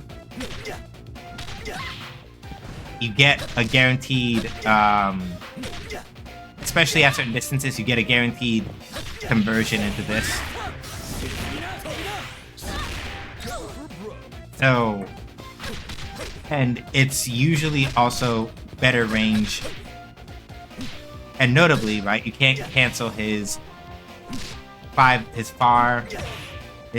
5LP. It doesn't cancel into Parabola Spike. So, parabola spike. So it's better, especially if you're like, oh, they're about to get out of range.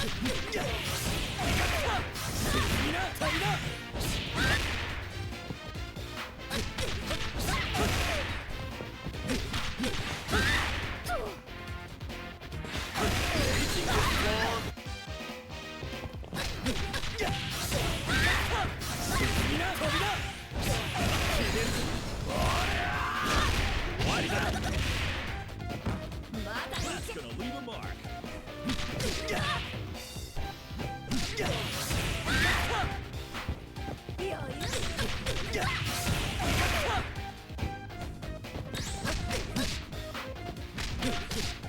So yeah, like trying to transition to, like, if you transition to standing light punch by accident, then you don't get to do this. So ideally, right, even in this situation, you want to do like this.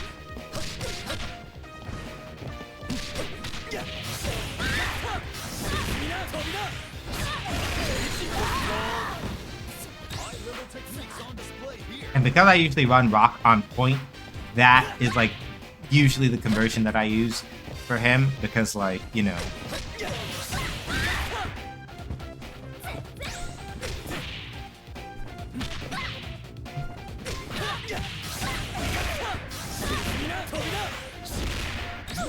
that's usually the conversion I use for him, because I already spend like 1 meter basically doing the EX elbow into EX overhead kick, which means I only have like 2 left usually in that situation.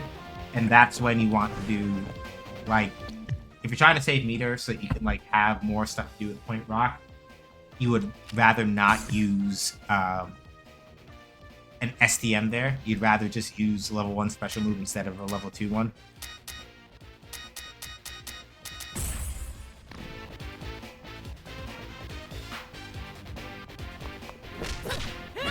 Vice, on the other hand, is a little different. Because Vice, you can actually get, especially from like her. So, crouching light punch max range is like, standing and crouching light punch, I think, have roughly the same range, probably. Standing light punch is here, crouching light punch is here. So for Vice, you can use either and it doesn't really matter. You just want to make sure that you don't mess up the shoulder tackle conversion. Select order. And that's the part that like will get me fucked up a lot when I'm playing as Vice. I will not get the shoulder tackle conversion, and that winds up causing trouble for me more often than not. Get ready for a battle of titans. Alright. Point K-Dash. This was a problem against Miriam on Friday, but we'll see if it still kind of holds up.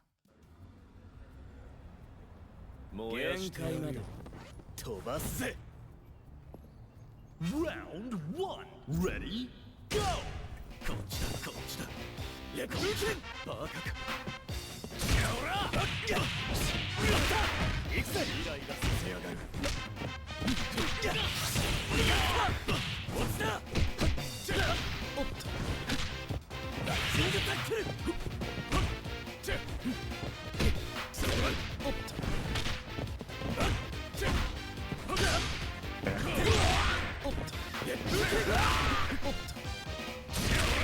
Uh-oh. Oh, the rollback is really bad. The rollback is really bad with this person. I shouldn't have accepted this fight. If you're wondering why it's like, why did they start jumping around all of a sudden? When rollback frames get really, really high, what happens is that the game winds up correcting back to what actually happened way more frequently, and it becomes a lot harder to read what's going on. So in our case, right?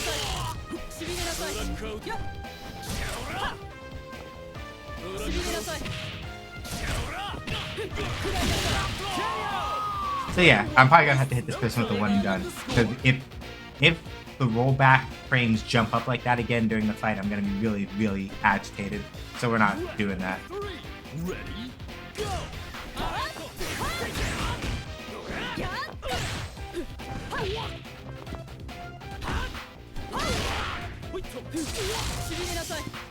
So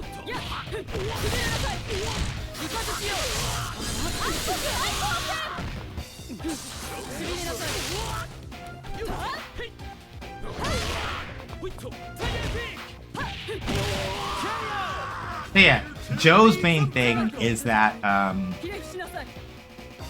much in Cat Wizard's wheelhouse, when you're playing as Joe, Hurricane Upper is one of the most obnoxious projectiles in KOF, generally speaking, and is really good at letting Joe control space if you use it correctly.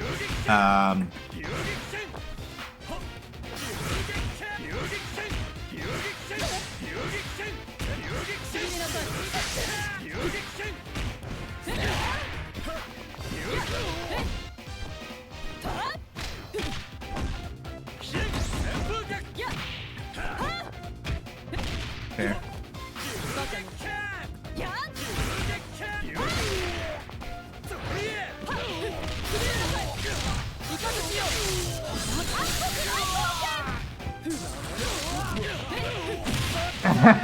Got it. Got it. The goddess of victory smiles So basically what I did there, one of the things you have to be careful about when you're doing lightning ball pressure, which Orochi showed me that close to people, is that you can, if you're not careful, getting thrown or otherwise put in a situation where you get slapped for trying, especially against people who have like EXDPs and stuff like that. Very possible. So in that case, the thing that I did there was I set down the lightning ball and then jumped, mostly because I was thinking, if the DP comes out, he'll DP past me. If it doesn't, then I get to land and throw some bullshit afterward.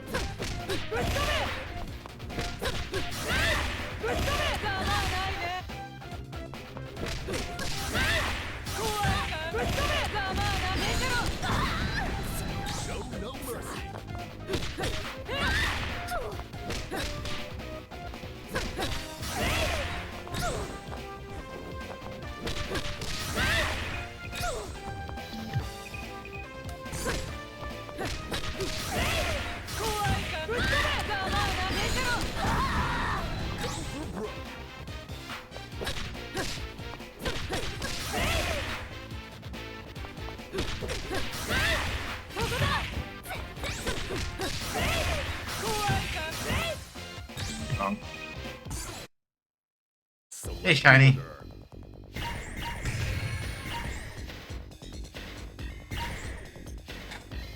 How you doing? Hopefully well. I wanted to do Wilds. If you're wondering why we're not playing Monster Hunter Wilds, it's because literally the game has been crashing. The game crashed after the first hunt that I did, and it won't open. And I have no idea of knowing for sure if it's because I'm trying to stream or because of something else. So I'm going to test it after stream is over. But in the meantime, we're playing KOF. Danchi Days went really good. I like it. It is a very charming game, very soft, but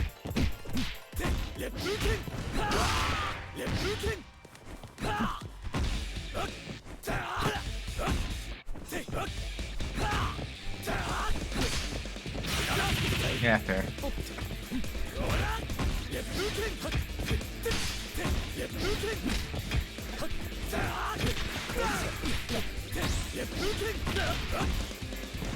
I'm good. Getting ready to go for a walk for exercise. Yeah.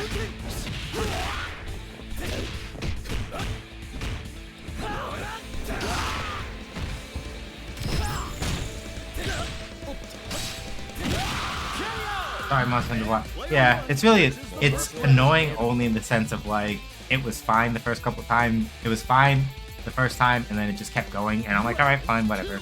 Ready? Go!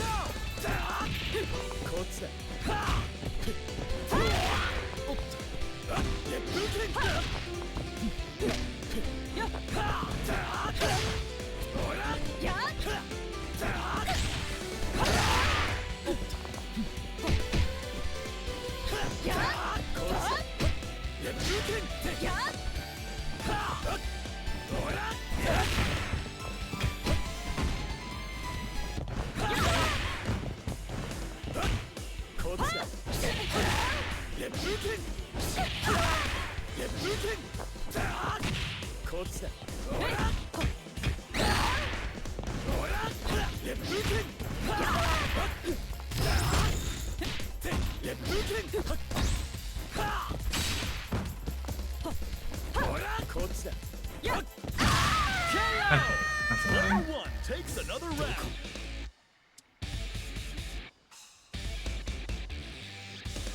Reach for the top. Ready, go!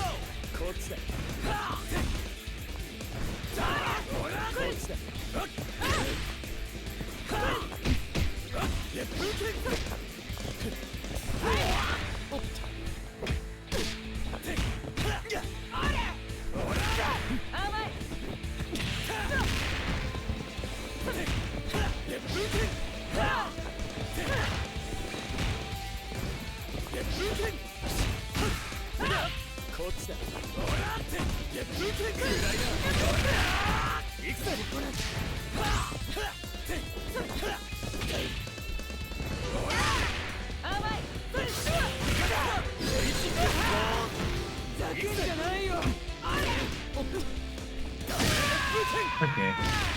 That's annoying. They won't sit still, and that's the part that's like, This is the person to ask. that's the part that I gotta like work around now. すまなかったな。怪我とかしてないか。 Okay, so let's see here. I may not be able to figure it out. The part that I'm having trouble nailing down is sort of like where and why they want to put specific things where they do. こっちだ。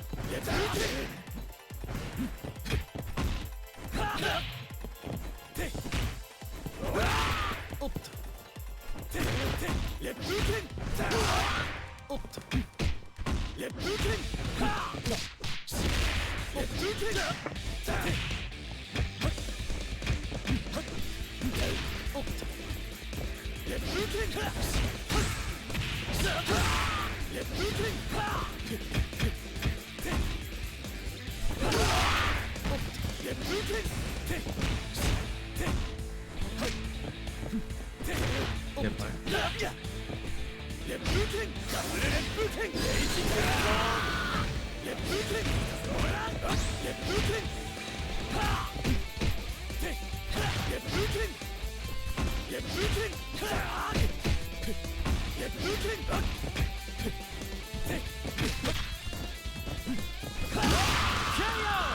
Player 2 won't give up that Yeah. easy. So it looks like if I pace down a little, then I more or less can take the advantage because they'll just, there's gonna come a time where they get too risky and keep trying to like press in some aspect that doesn't actually suit them to.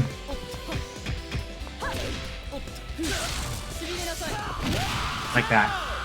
This battle Alright. should bring the hype.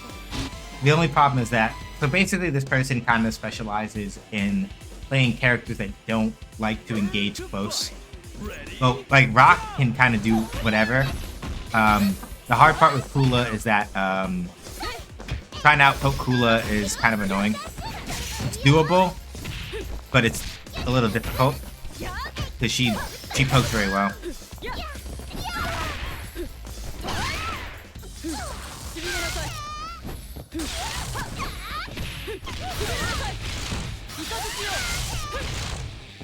no mercy.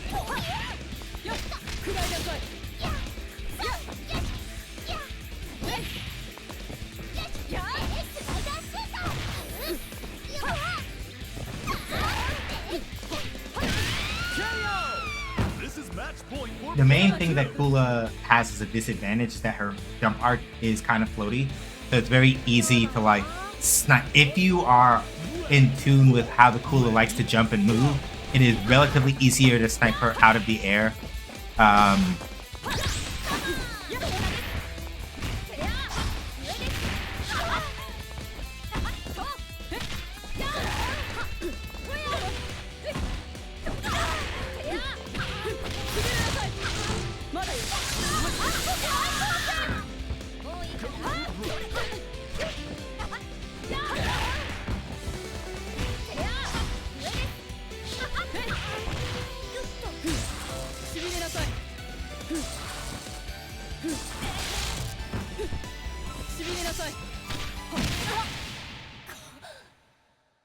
And Chris is very like slippery, sort of. So basically, with Chris, the hard part is not getting mixed with like high-low stuff.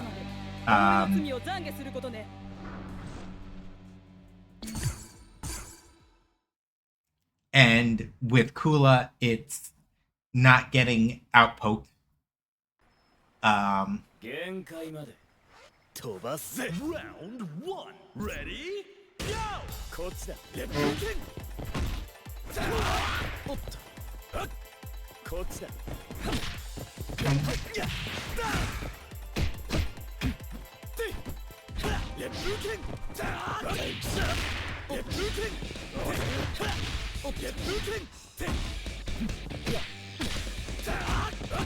ジングタックルおっと遅い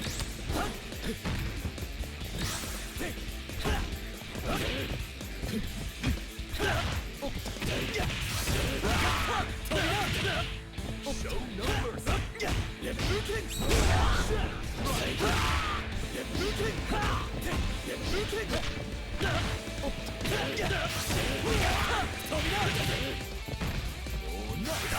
Yeah, I'm cooked. It's fine though. Basically, at this point, if I get past the rock, I'm pretty much good. As far as like actually sorting out what needs to be done against this particular person. こっちだ Player 2 wastes no time evening the score. Because they're too insistent with Rock on trying to press their advantage in certain spots, so I can take advantage of that and make them for it.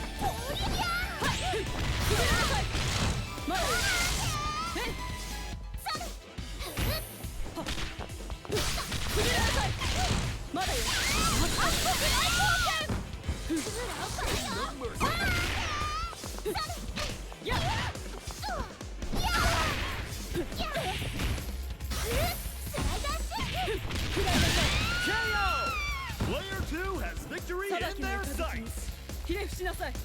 Yeah, I think they put a little too much weight on expecting Rock to carry for them, which I get it. He's not like a bad character or anything, but like the downside to that is mostly that like the Kula feels either the most underdeveloped or where they don't really feel comfortable taking the most. Okay. Yeah, okay.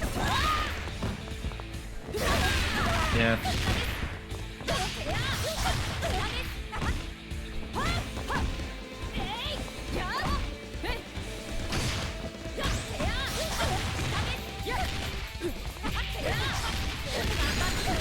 Yeah, sure.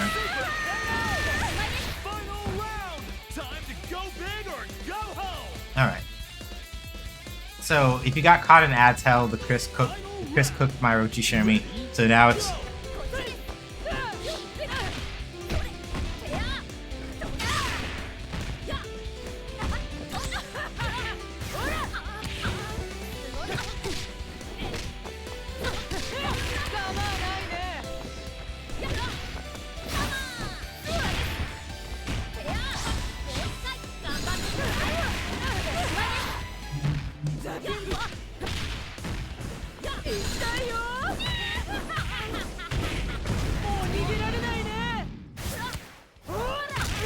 This might kill. Can they survive? Hey, hey. Keep an eye on this matchup. Winner. So basically, what happened there was I had a suspicion that they weren't going to jump, so I made a hard guess on that and was like, I can put in negative gain as my reversal super and catch them, and if I caught them, then I can go from there. And I did catch them, and then I managed to not drop the climax cancel. So basically, literally, it's just this that I did.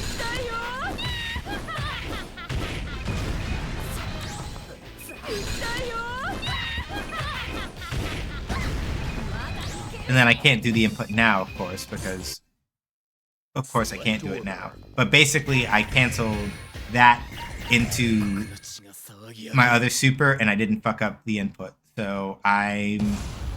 Nothing will stop this show.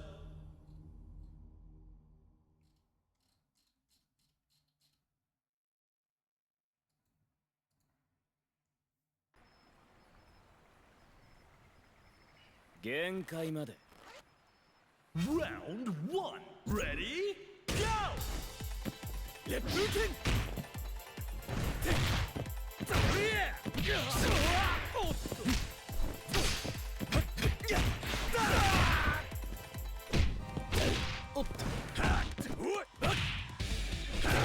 Fair.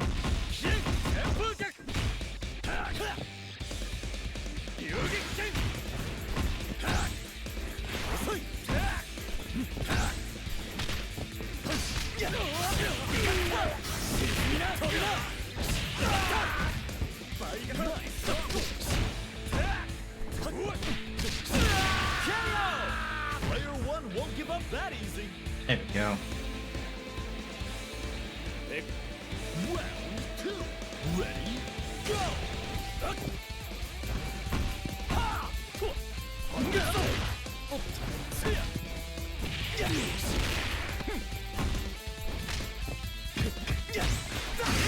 Yeah, fair.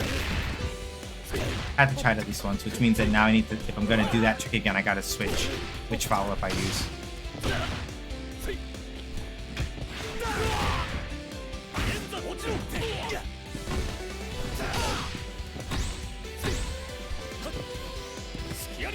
Good throw.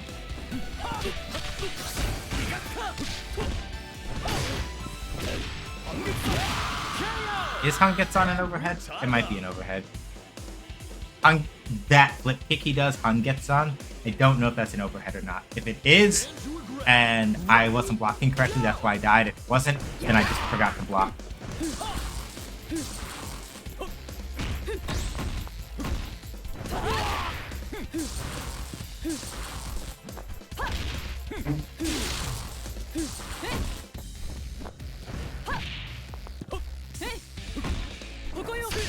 Oops.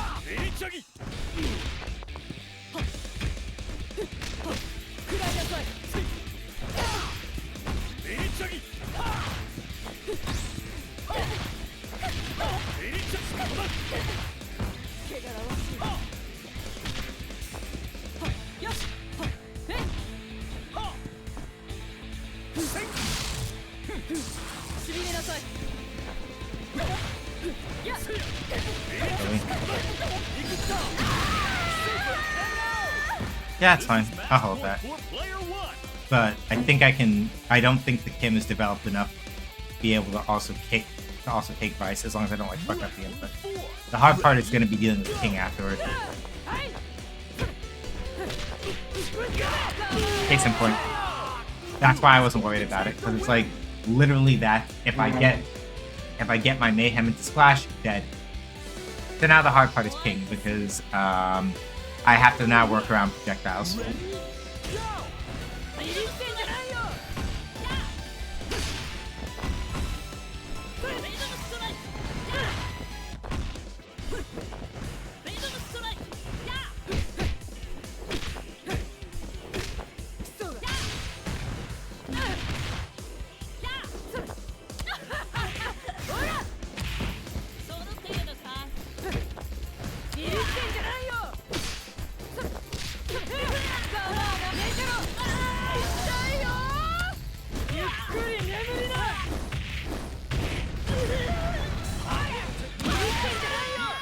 There we go. Managed to force it. These two know how to rumble. Winner!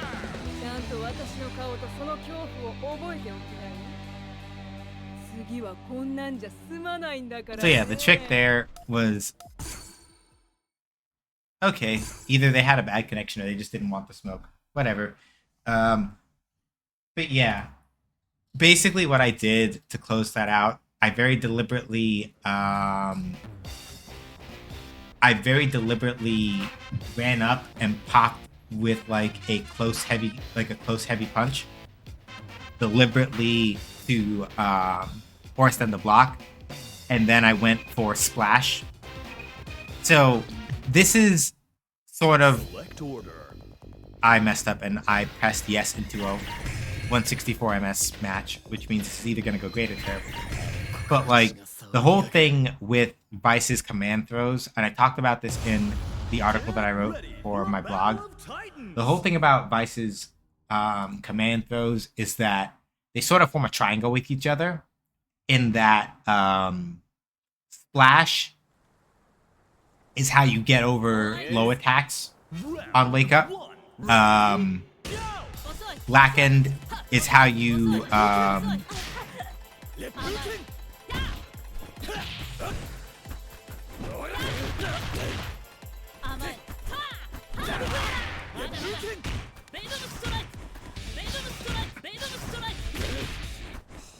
Blackened is how you exploit, like, I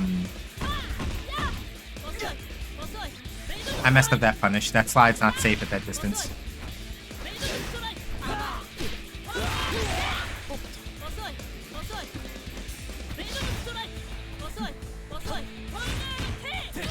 Neither is that.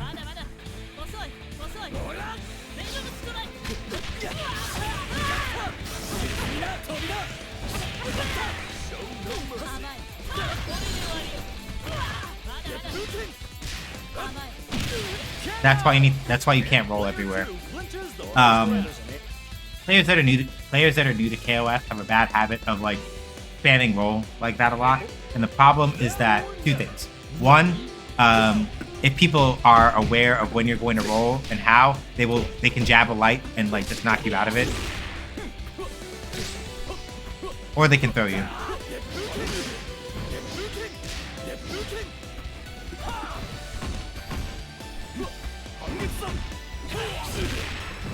A hunter, yeah, I wanted to squishy, but it literally kept crashing. After I did one hunt, and then afterward the game literally started just crashing every time I tried to run it. So I don't know if it's because I'm trying to stream it at the same time. I don't know if it's because I'm trying to stream it or what, but I had to stop. I had to switch to something else. I could have kept trying, but it looked like it was just gonna keep being stubborn and not run.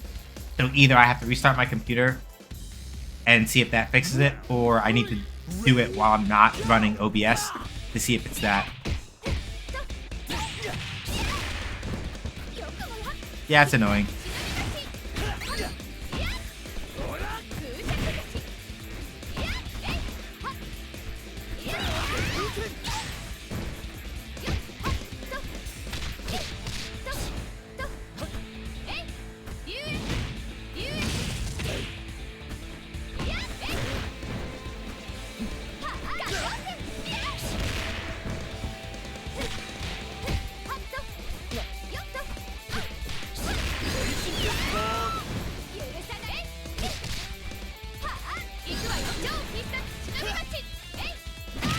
That's unfortunate.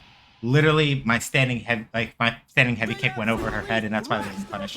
But yeah, no, this person is still learning how to play KOF, and you can tell, because like, again, I want to emphasize that like, you don't want to like spam roll the way this person is doing a bunch of times, because it's literally when people see that and they see you doing it and that they know how to play KOF, the first thing they're going to do is either throw you out of the roll, or they're going to basically there are two ways that can sort of end up. Either they'll throw you out of the roll, or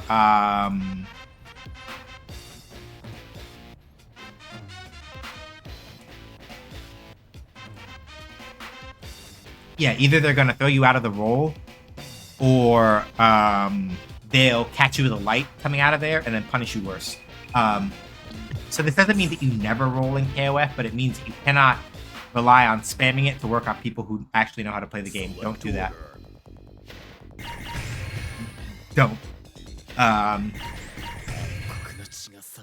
Okay, anchor sharing makes sense, and mid-rock also makes sense. Mid-rock has enough meter to do a little bit more than Point Rock does. And Anchor Shermie is basically a pretty good pick because like Shermie shits out tons of damage Round 1. Ready? on anchor. It's kind of scary.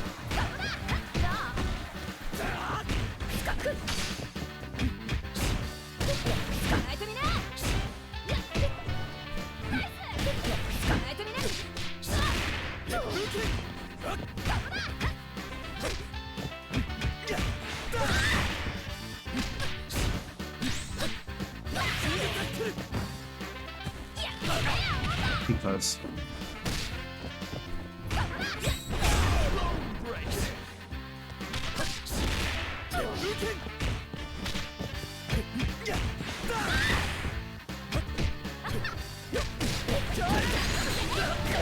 Crazy. Yeah, that's fair.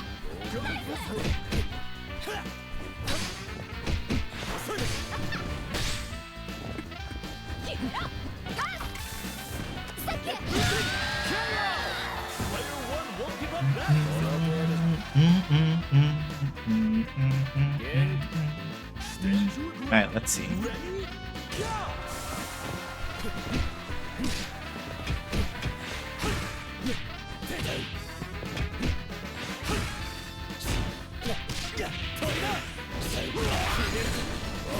They didn't need to do that much though. That's a lot of meter. They wanted to get the kill for sure, but that's a lot of meter. I mean, Rock can generate most of it back, but that is risky. Because, like, yeah, Rock can generate that back, but, like...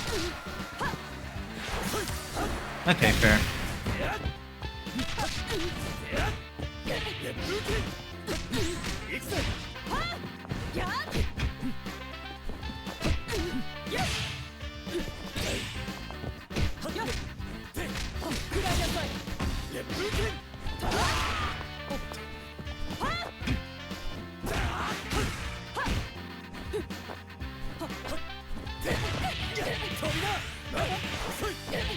Okay. Cute reset. Yeah, this is the thing I was worried about, where it's like... It depends on how solid that Rock is. And Rock is pretty solid. So it might be a little difficult. I may not be able to get past this person on this front.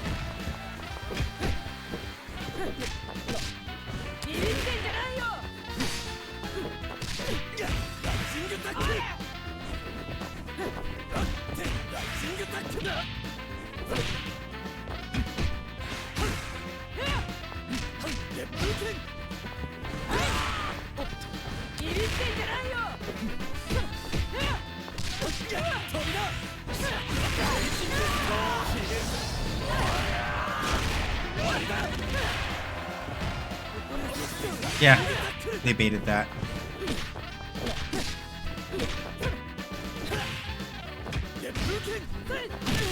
Yeah, it's fine.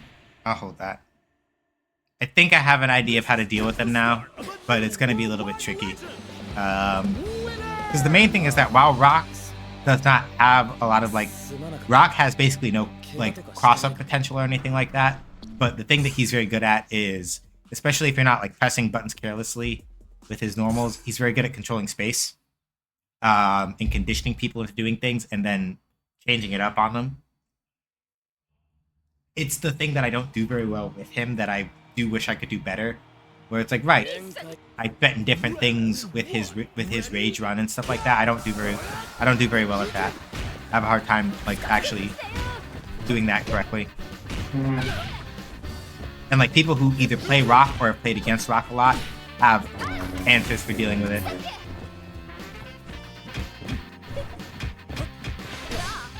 Case in point, right?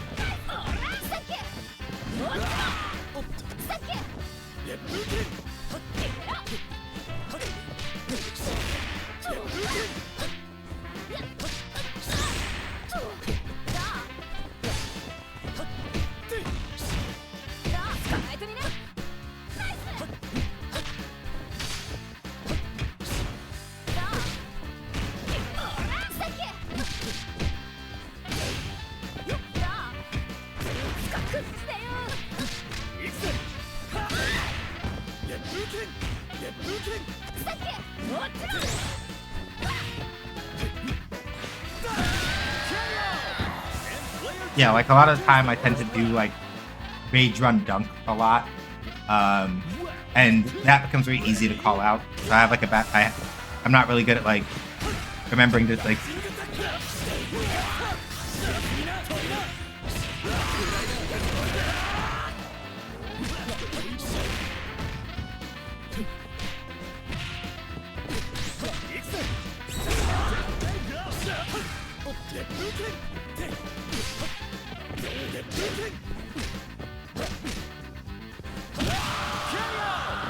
There we go. I don't have much in the way of resources right now, but Rock can build meter pretty quickly. So the part I need to worry about now is like not getting caught by like haha hee hee funny shirmy stuff like this. That you gonna push? Yeah.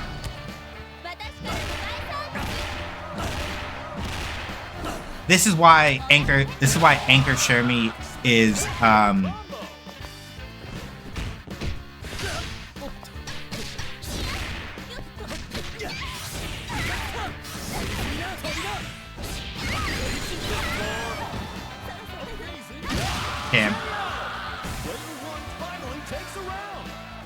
that's why Anchor Shermie's scary. Anchor Shermie spent 3 meter, and basically if I'd been even like 100 health lower when she did that combo, Rock would have died from one touch.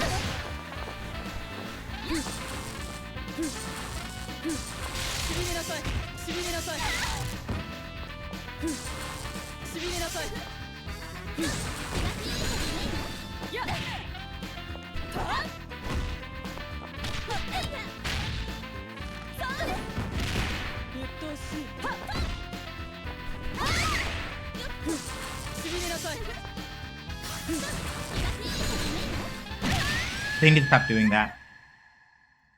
So the thing about regular Shermie's Axel Spin Kick, that move, is it is safe on block, right? So if you try to like mash after that, or if you're using projectiles, right?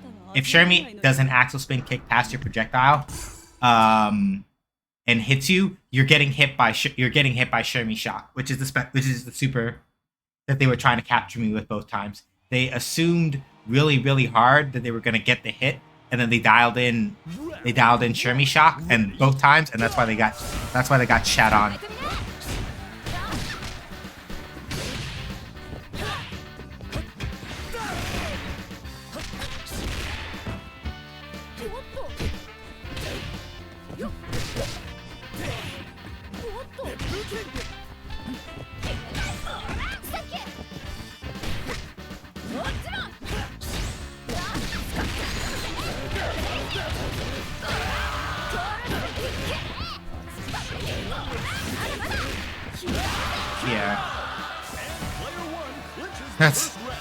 That's rough.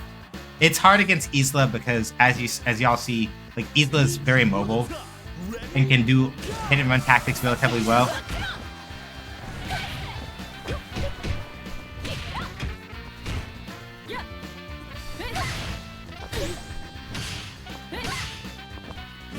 Which lets her like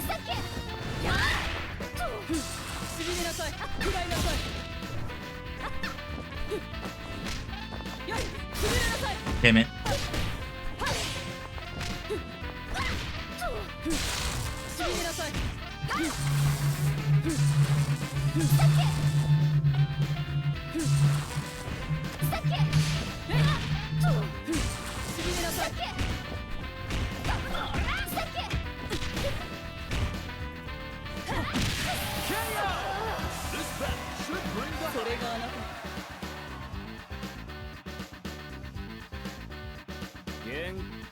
Stand your ground. Ready? Go!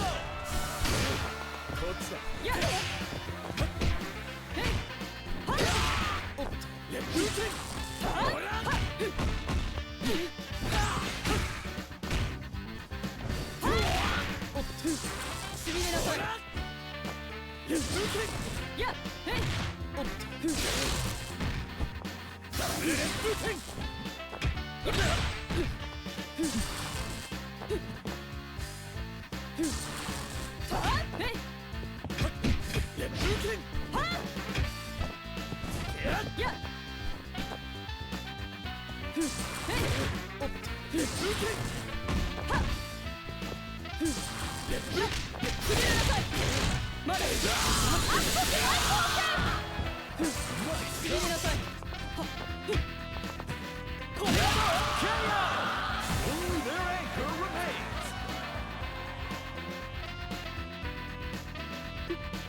Round 4. Ready? Go!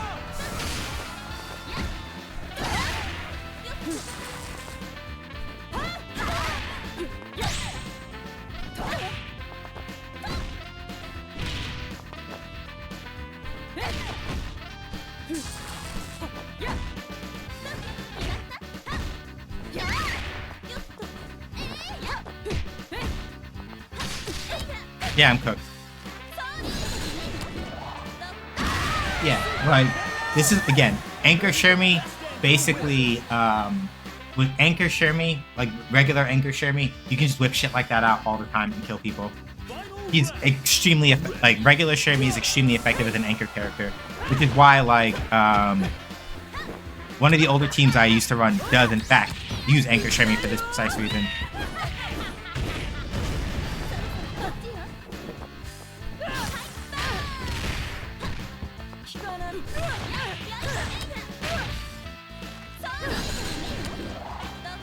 Climax? Nope. Okay.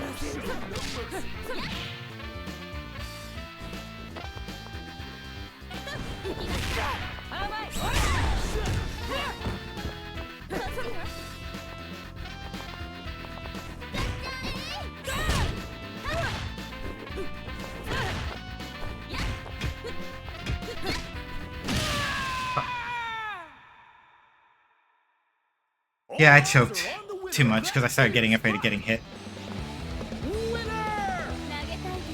So the other thing is that this Shermie is also a little more careful than a lot of other Shermie players are.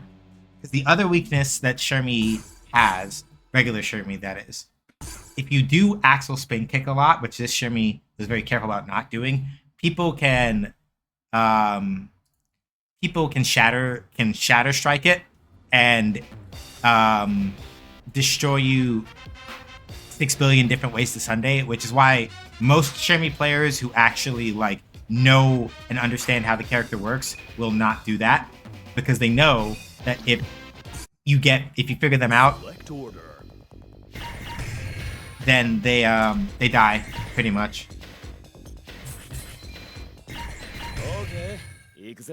Okay, point Ryo and Orochi Yashiro on Anchor. Makes sense. Orochi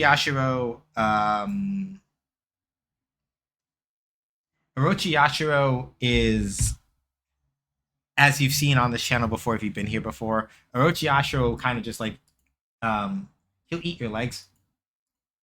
He'll eat your legs very, very quickly. He's very good at like resets and stuff like that. So if he gets a hit on you, he'll put you in a situation where it's like lol, funny reset time. What's coming next?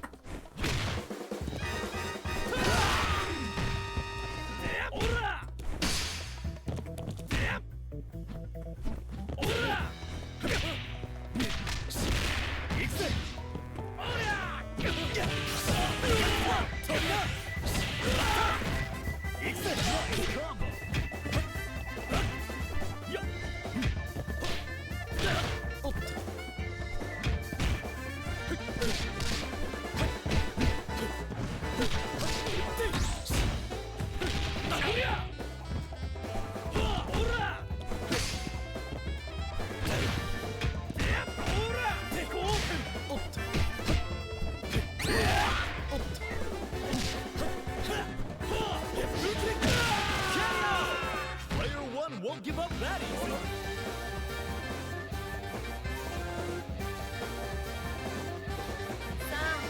Okay, Orochi Chris. Ready?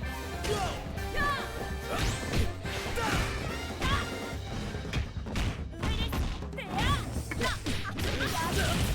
I don't know if that scoop is safe or not.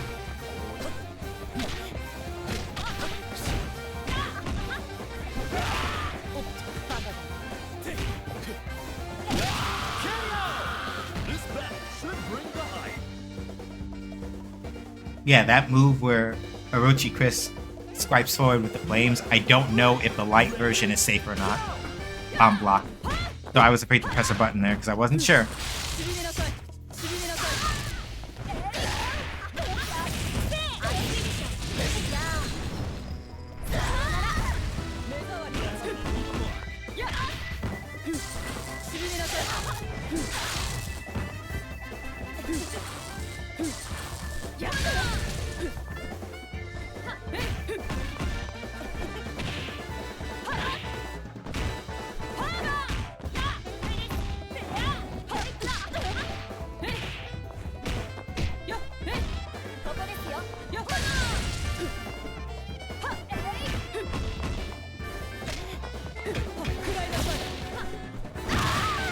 It might have been safe. Like, I'm pretty sure that like that light swipe for Orochi Chris is probably safe on block. Stand to your ground.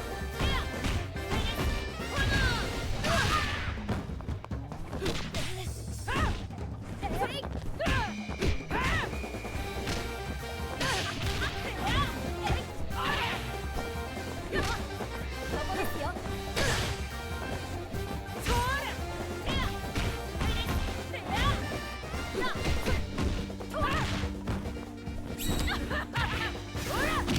Unfortunate.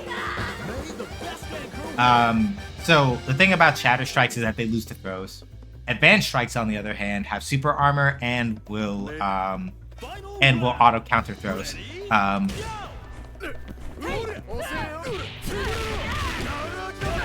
already fucked up. So Yatra has to cash out with this move, but now, yep, hooked.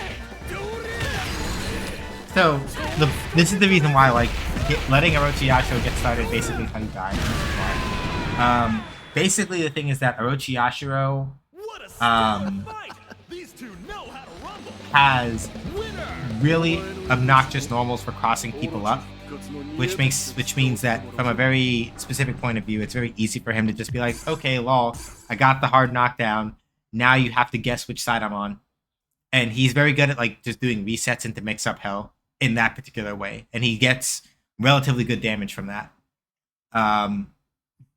So mostly the way that you deal with that is partially by not letting him get started, but also by trying to control the space that he takes up, which is easier said than done because like he's got Yashiro's normals and Yashiro has like fucking huge normals. So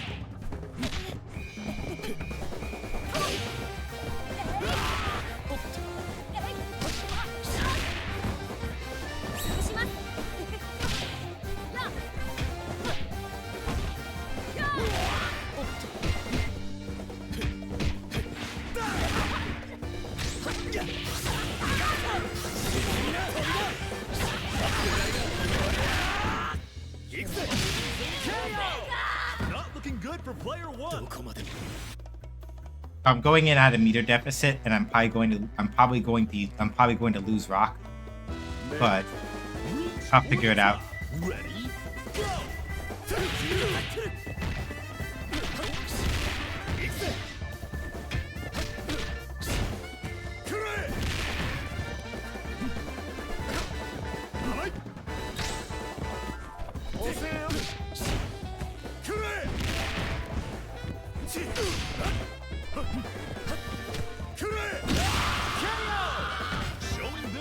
Brilliant's here. I got that health down lower than I expected.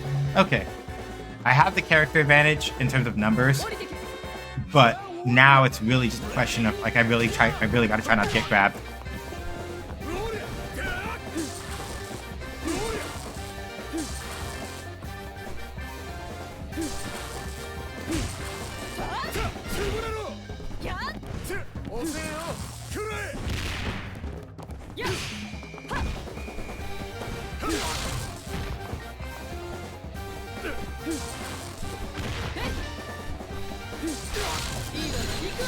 Ah, damn.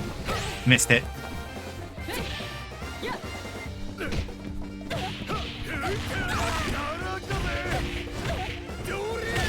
Level 1. Alright, you're gonna do climax afterward? Because climax will probably kill. Nope.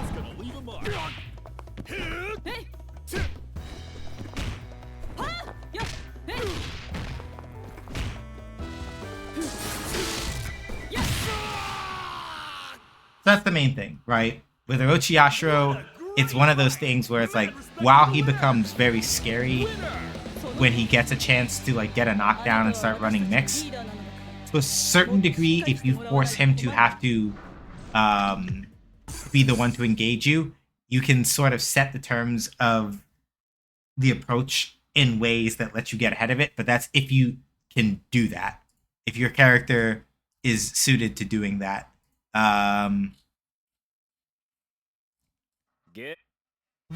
If your character's not suited to doing that, then Orochi Yashiro kind of like runs at you with the big boy normals and you have a bad time.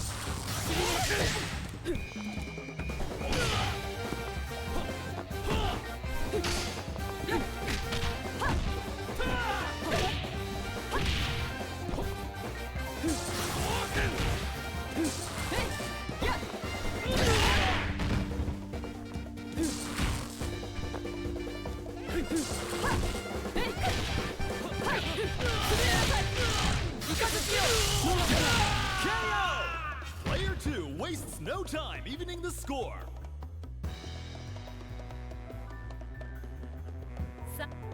Round 3. Ready? Go! ここですよ。ここですよ。消えてください。くらいなさい。ここですよ。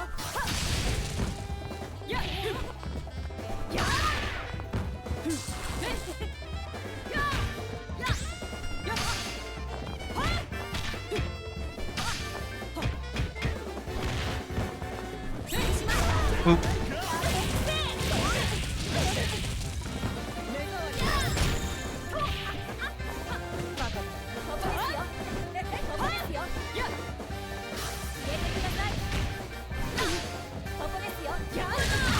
Yep, couldn't make it. Alright. Two needs a miracle.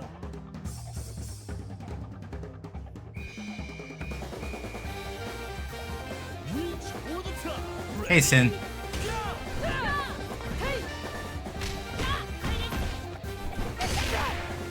Yeah, I know. I remember.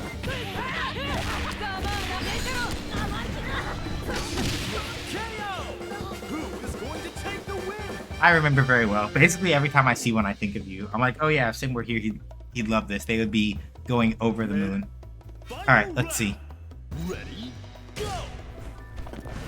Yeah, fair.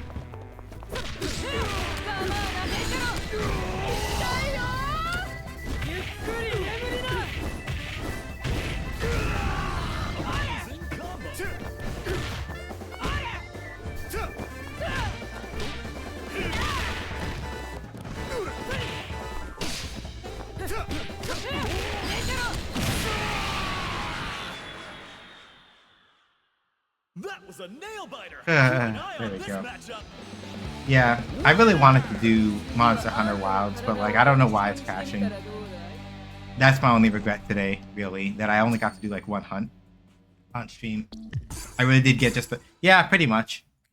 Oh, that outfit is so cute. Oh,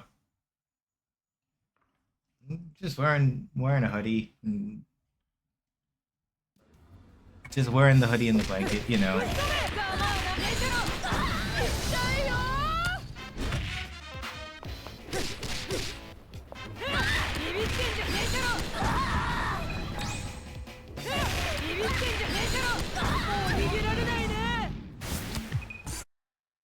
Select order. Oh, it's Gato. SJ is giving all around the world Vine picture. Aw. So, Gato is another character from Mark of the Wolves like Rock is. So Gato's whole thing is I like the purple with the cream, it looks like layers, it looks very comfy. Yeah, it is. So Iori, we gotta see what kind of Iori this person is. It may not be too tough. I feel like I want to try Monster Hunter one more time. 18 more days. 18 more days. Hang on, what am I? Huh? Round one. Ready, go!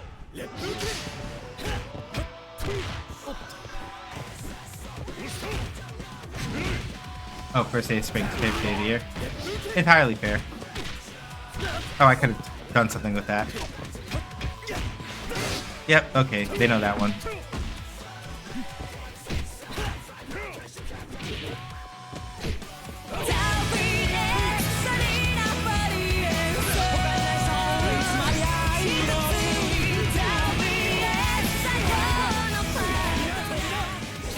Thank you so much, CJ, for the resub. Appreciate it. Hang on, fighting for my life here. Somebody else slow down a hype. I need it. Free. Player 2 clinches the first round. 22-month resub. Thank you very much. Almost 2 years. Time flies, huh? Also, thank you for the lurk, Owls. Appreciate it. Burn to fight. Ready, go!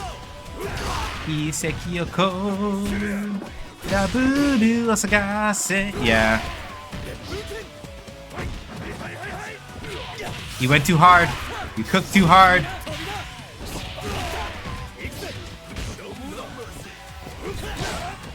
So yeah, Gato's whole thing is okay,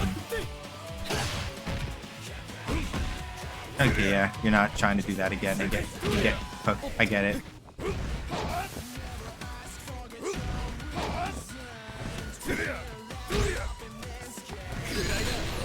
Not what I want to do. I want to do that.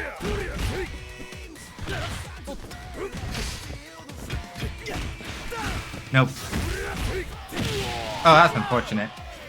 They went really hard on that and got exploded for it.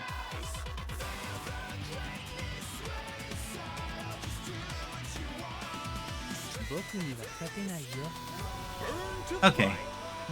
So yeah, Gato's whole thing is normally that like he has a set of jumps that have like multiple follow-ups from them, and then you kind of just like eat a bunch of shit when you fuck up, and he just kind of like sits on top of you. Why are you going so hard on so many of these reversals? Like, you gotta chill. Okay, that one was good.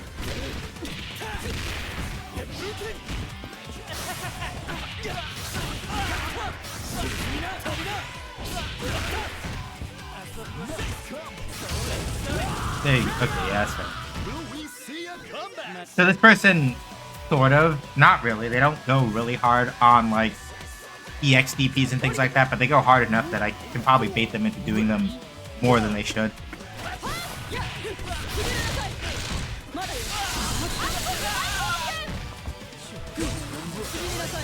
Yep, good.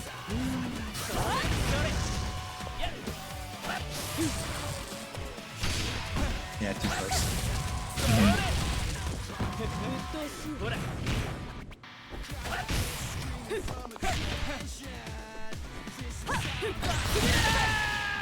He tried it, unfortunately, not enough.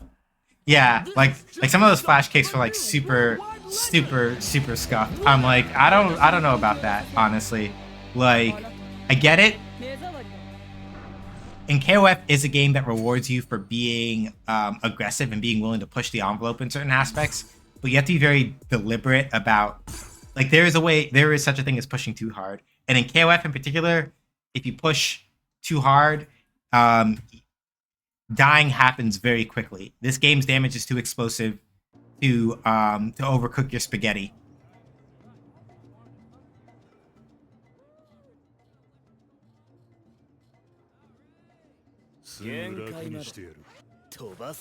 Like, basically, as a general rule of thumb, like,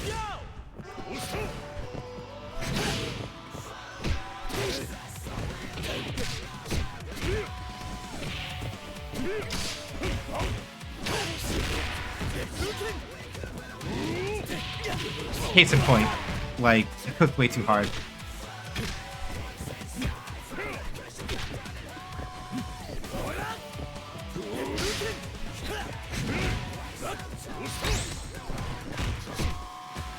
Good throw.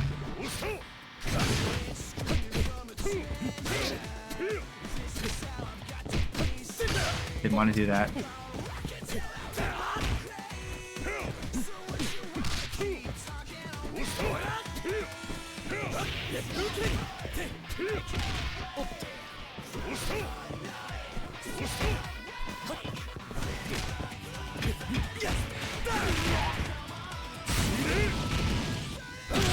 Tried to do that. So yeah, that's what I mean, right? Like, in KOF, if you cook too hard on weight, this would have happened if it was like Street Fighter 2, right? You try DOD DP and then you just walk up, block and punch them in the nuts. And, like, there's not that much they can do about that.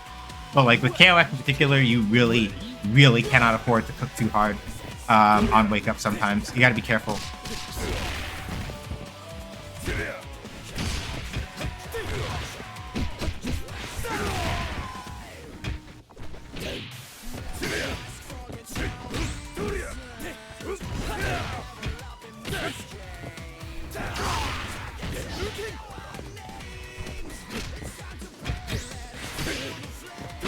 That's fair.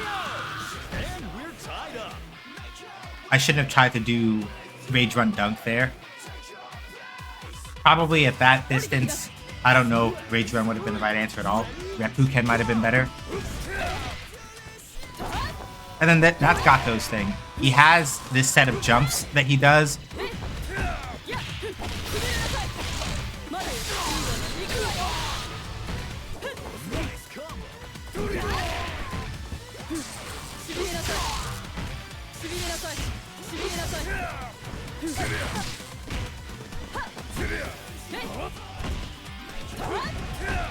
And then it's like, is it going to be dive kick? Is it going to be this other thing? Right? And you have to sort of work your way around that. Unfortunately, people make the mistake, especially when they don't know how to play against Orochi Shermie very well. They'll do this thing where they're going to go like, I'm going to jump at Orochi Shermie because then I'll get over the fire. I'll get over the kiss. But if she said it preemptively like that, then that shit doesn't matter. That's also not safe. Stop doing that.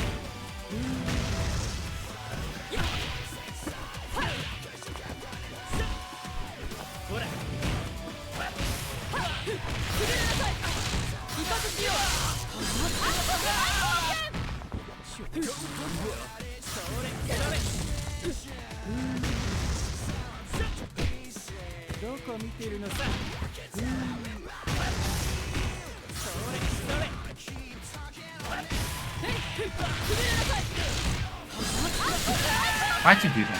Why did you do that? You literally saw me punish you when you did it before. Why did you do? Back to the winner. Winner. I respect that they thought that they were probably going to catch me mashing, but they already presented that they'll do that move in neutral. So all I literally did was like, I'm just going to wait, and I'm going to see if they're going to throw it again. And if they do, and I'm in handshake distance, then I'm shaking their hand. And that's exactly what happened.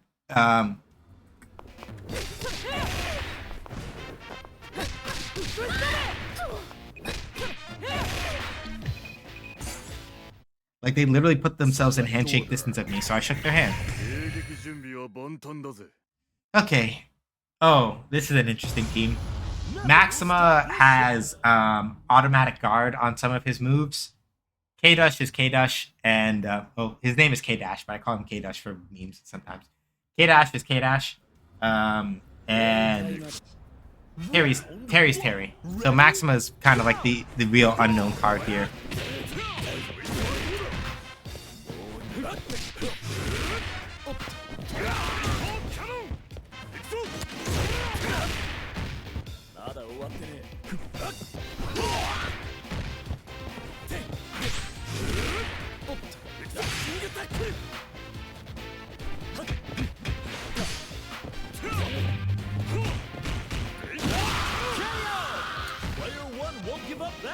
I basically almost never fight Maxima, so this doesn't help either.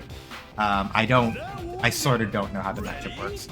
Sort of know the things that he does, but I'm not used to looking out for his specific tells, so I get hit by a lot of the stuff he does.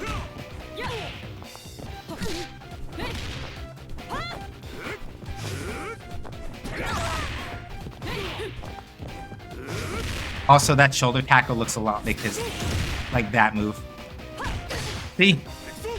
You remember what I said about Maxima's moves having guard points? That's what I mean. Like, you saw how I hit him and it didn't, like, stop his one of those attacks?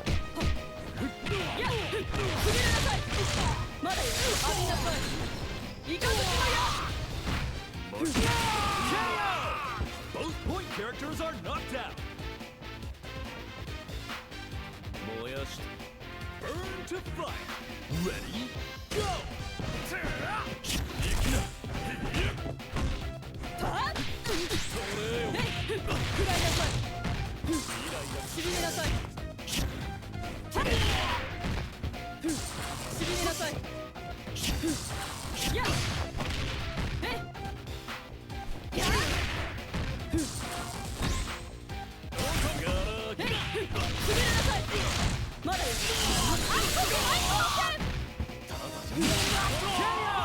Oh, they tried a Shatter Strike.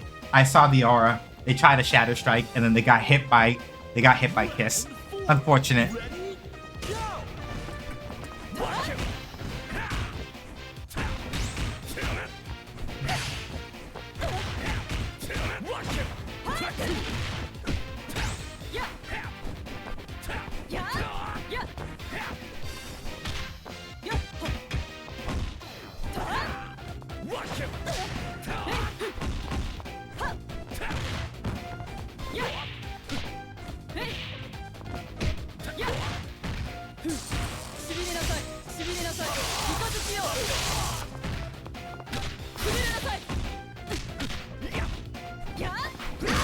I messed up the punish. I messed up the punish. Alright, here we go now. Final round. Ready, go! Watch it!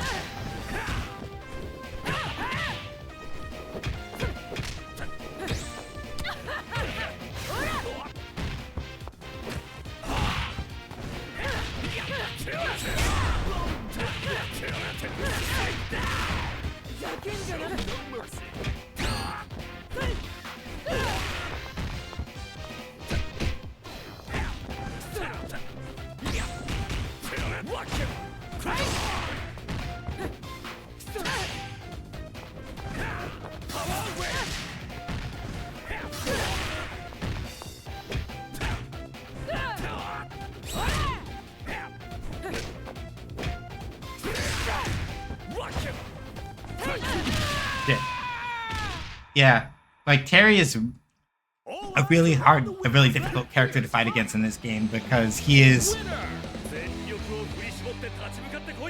unlike, I'm gonna put it like this. I gotta throw a little bit of shade at Street Fighter 6 Terry.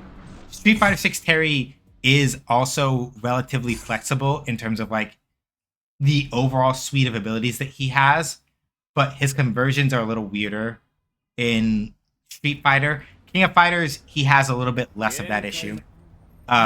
More mobility lets him kind of work around the fact that his normals are more awkward. His normals are kind of awkward.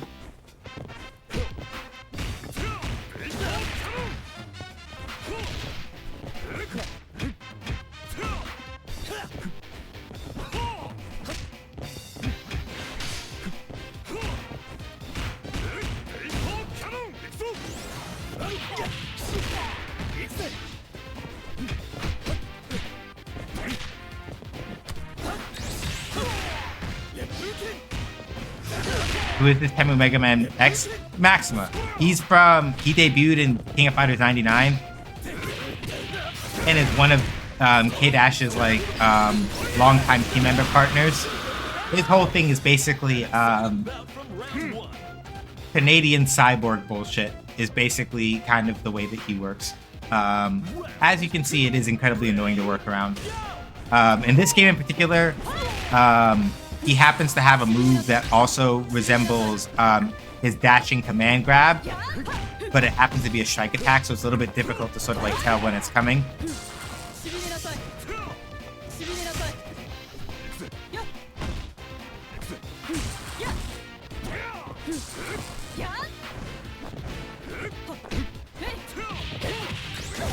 And you know, he's got like the body splash, which doesn't make my life any easier.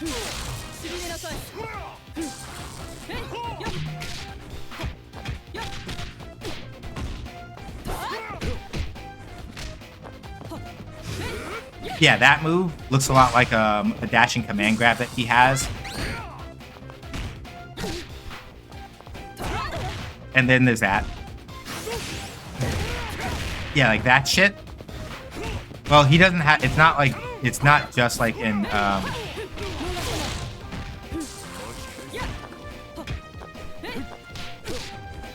we go.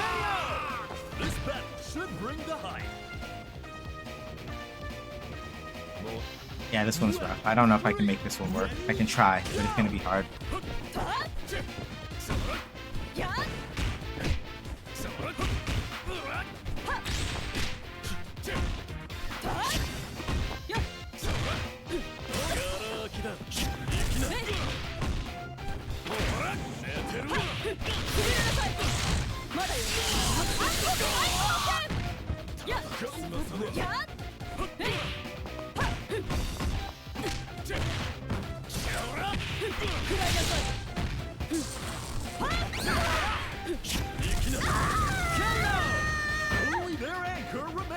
It's a maybe, because if I can get through K-Dash without taking too much damage, then I've got an opportunity.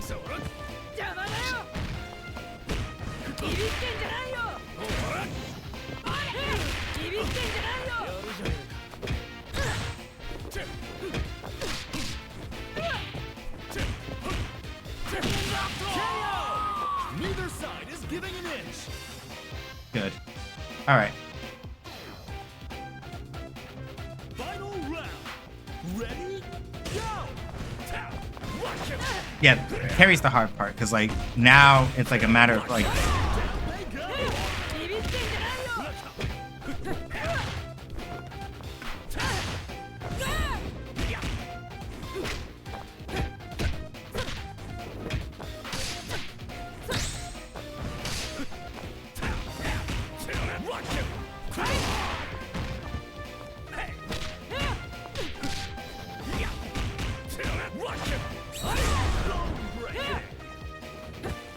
Like, it would also help if I like stop messing up the Shadow Strike punishes.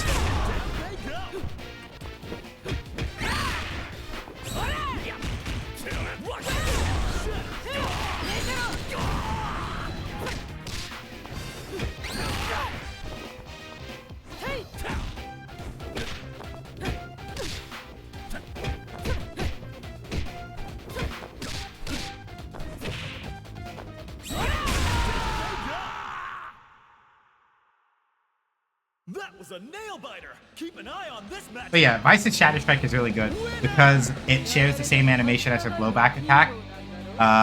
So it's one of those things where it's like, if I probably cannot make that work again. I have to be much more sparing with that. Ads, yeah, damn it.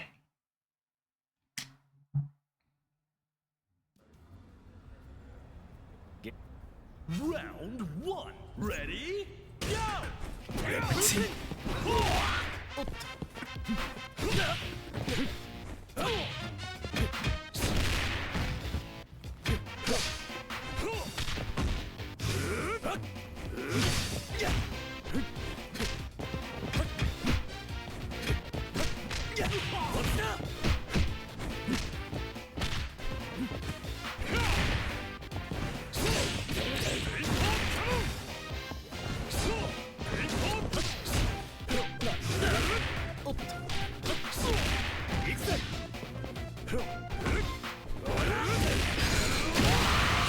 Okay.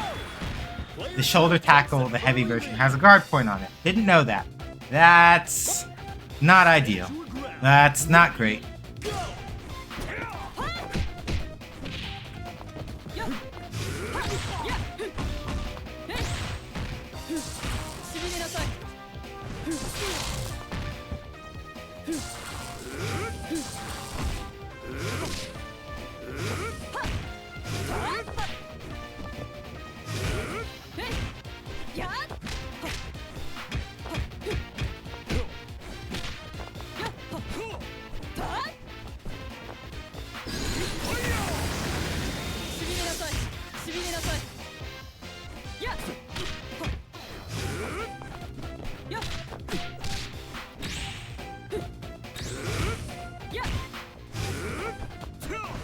And back. Okay, cool.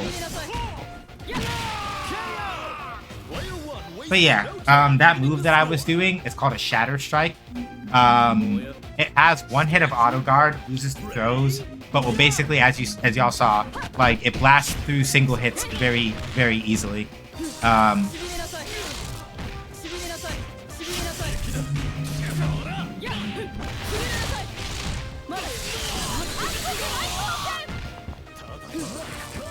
Ooh, good one.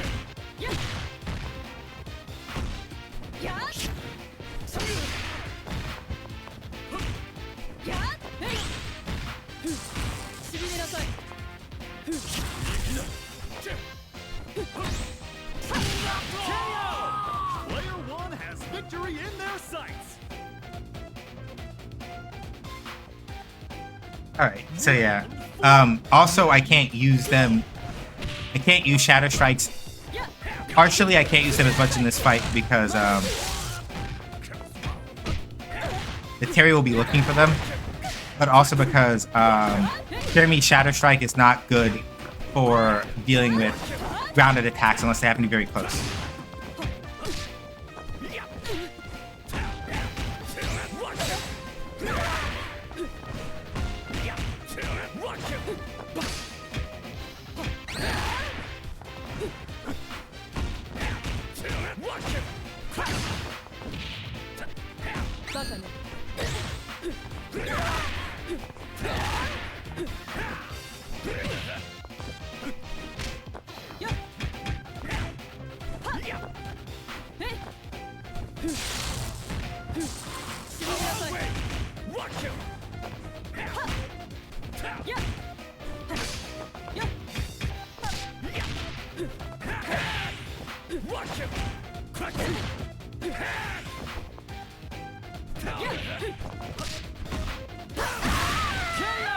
Yeah, no, we're good though.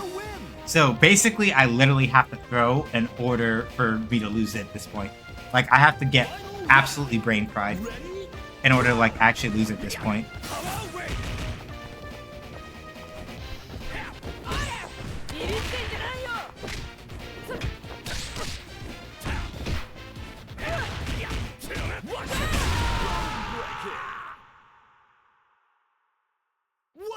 Case in point, right? Like, literally the only way I was going to lose that is if I threw, and that wasn't happening.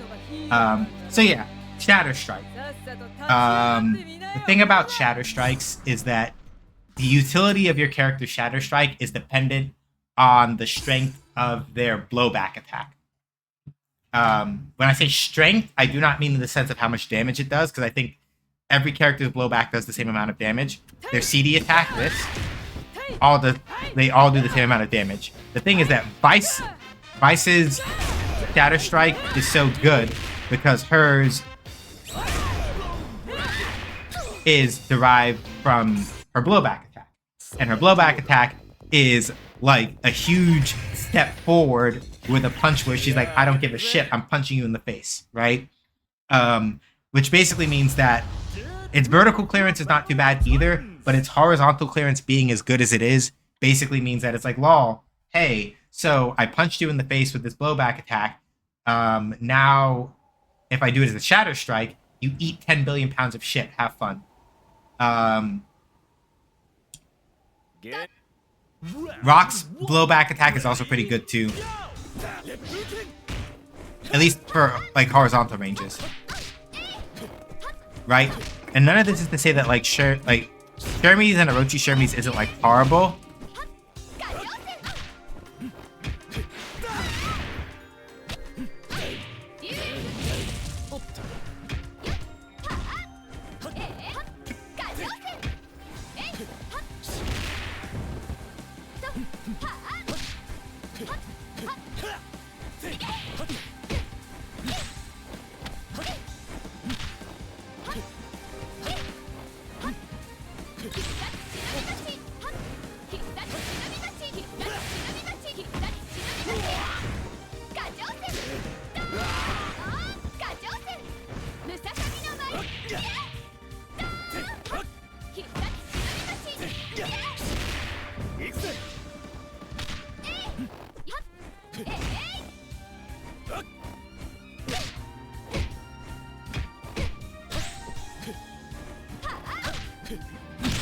There we go. They keep trying to roll behind me, and the reason why it's not working is because Harshlick's I'm mashing like a clown. But again, you cannot do a lot of rolls in this game, especially up close if people are pressing a lot of light buttons, because you'll either get hit out of the tail end of the roll if they're mashing enough, or like that, right?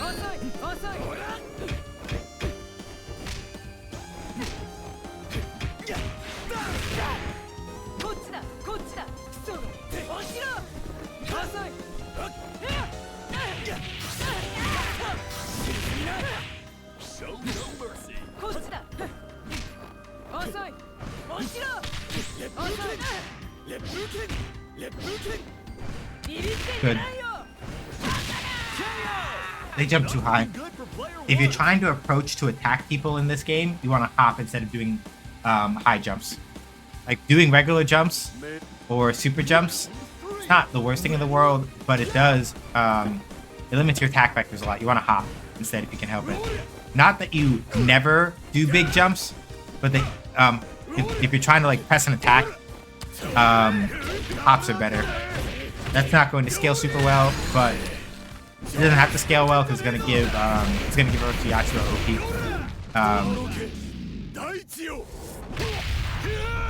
Oh, they went in. Okay, I'm not gonna die from this because the scaling is really nasty because of how they started it.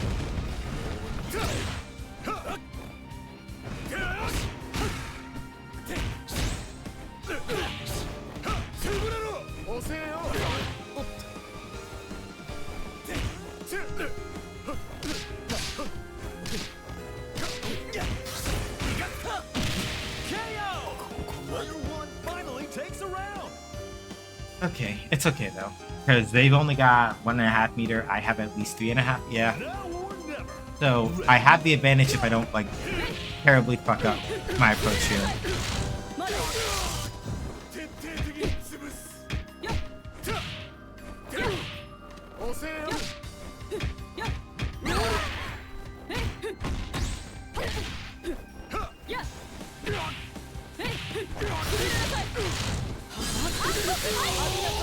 Cooked. This is just the start of a new worldwide legend.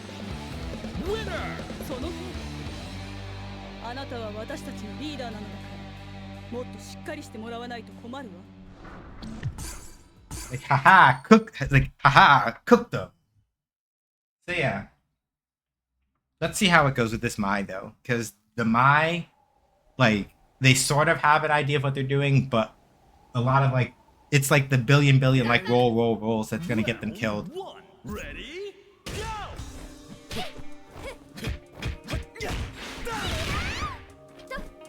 Yeah, okay.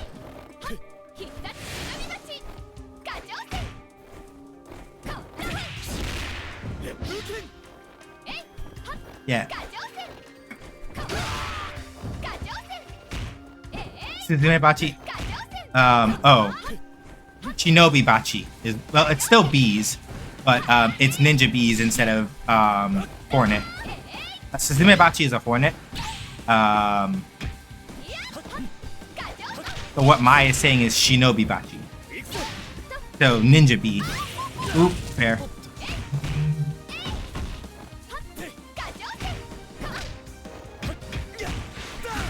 Good, he blocked it now. Alright.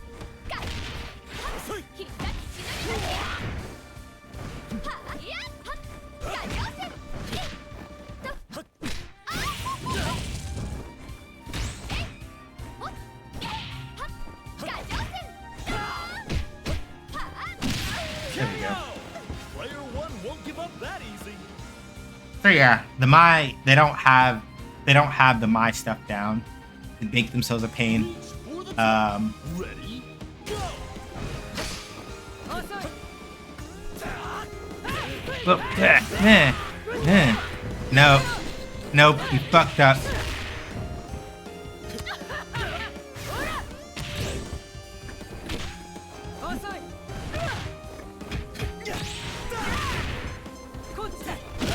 So you remember what I told y'all about, like, how you can use one of Vice's throws as, like, a reversal option? That's the one. Blackened, if you catch somebody, like, trying to, like, aggress you like that, you can jump it.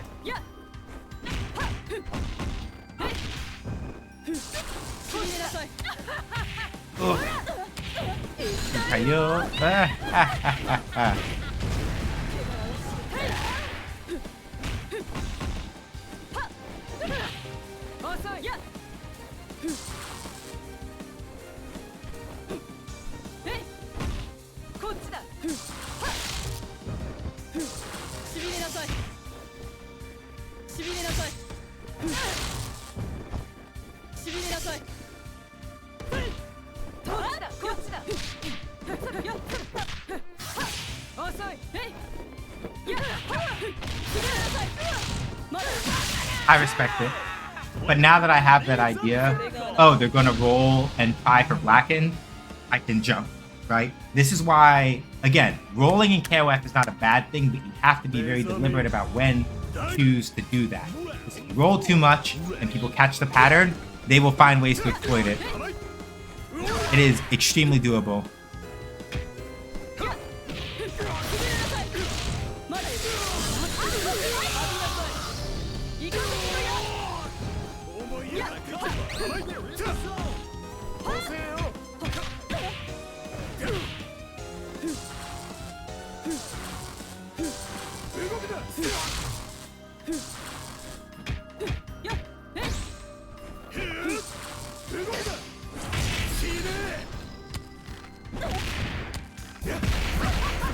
The scaling might keep me from dying, but it still hurts.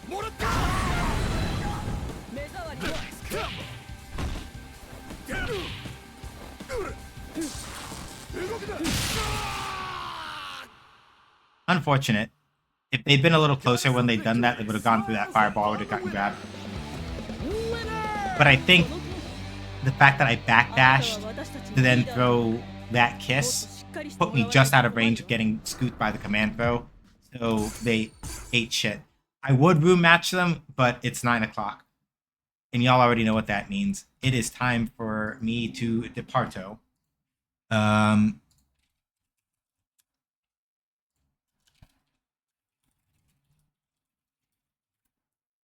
It is time for me to departo.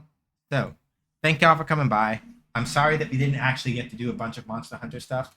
I'm gonna see if Monster Hunter is actually broken or not on my computer, like right now, basically, or at some point in a bit, whichever. Anyway, thank y'all for coming by. Deeply appreciate it. Here's the deal: game analysis, design articles I do over at my Native Cities blog. I'm gonna work on an upcoming one in the upcoming weeks. Get that out. It has an RSS feed, so you can follow it if you prefer to do it that way. Stream VODs up at youtube.com. Ko-Fi, you want to support me in the stream and like writing stuff, but don't want to give money to Amazon and Jeff Bezos. That's where you can do that. Throne is for anonymous gift giving if you're in the mood for that.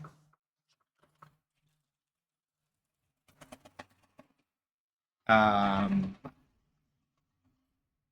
then my card has all my social media links.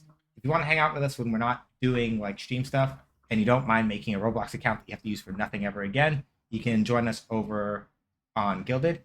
And then as far as if you want to know more about like the game studio stuff that I'm doing, munity.games is where our stuff is at. We have a Patreon. We have a playable demo of our first game up and over there. You can come hang out and check that over there. Stream plans for this week. Wednesday is more game dev stuff, 6 p.m. Eastern time. Friday is Fighting Friday. I think I will try to be ready for Grand Blue versus Rising by the time Friday comes along. I think this is probably as good a time as any to like actually play that and get that going. And then next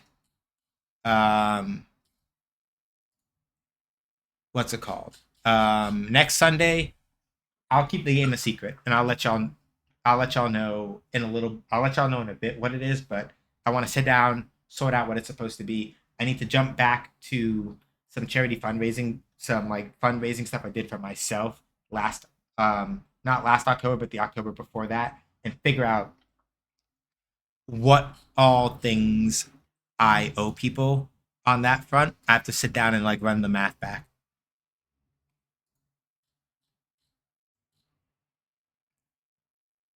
And sort of like we have to see how that all turns out.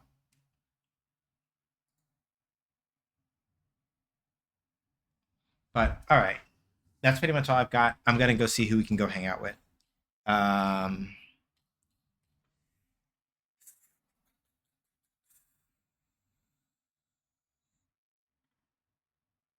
Okay. And then last time was J-Rock, right? Yeah, I'm pretty sure Friday's stream was J-Rock, if I remember right. If not, then somebody else can correct me. Meaning one of my other mods can go back and fix it. Yeah,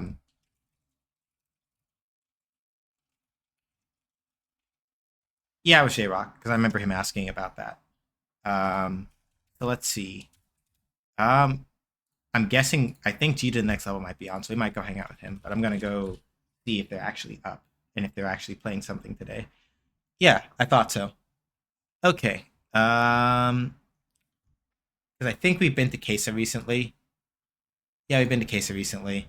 So yeah, we're going to go hang out with G to the next level. G to the next level is a variety streamer. Mostly, though, they do a lot of like Sonic stuff.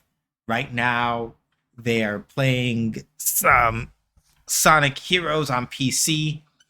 Right now, it's like a Team Chaotix run. So we're gonna go hang out with them. They play a lot, mostly like Sonic is his thing, but like they also know a bit about like a lot of just like classic Genesis games and all that. So we're gonna go hang out with them. So stay safe, wash your hands, wear a mask, don't go outside if you don't have to, be excellent to each other, take care of each other. Black Lives Matter, trans rights are human rights, reproductive rights are human rights. You don't have to be nice to bigots, racists, TERFs, sexists, anti-queer folks, or fascists. Don't. Do what you can as far as like taking care of each other and people go. You don't have to like go out and do a big thing. If we learn anything from Danchi days, sometimes all that you really have to do is like sit down and talk to the people that are around you if you've got like a community that you can support in that way. Sometimes that's just, you know. Anyway, thank y'all for coming by. Deeply appreciate it. Enjoy your time with Season Next Level. Here's a raid message. SH those raids. Throw whatever emotes that you want in. They don't have to be emotes. They can be whatever emotes you want. Doesn't really matter to me. Do whatever you feel is best. But all right, y'all. I'm good now. Take care. I'll catch y'all whenever I catch y'all. Stay safe. Deuces.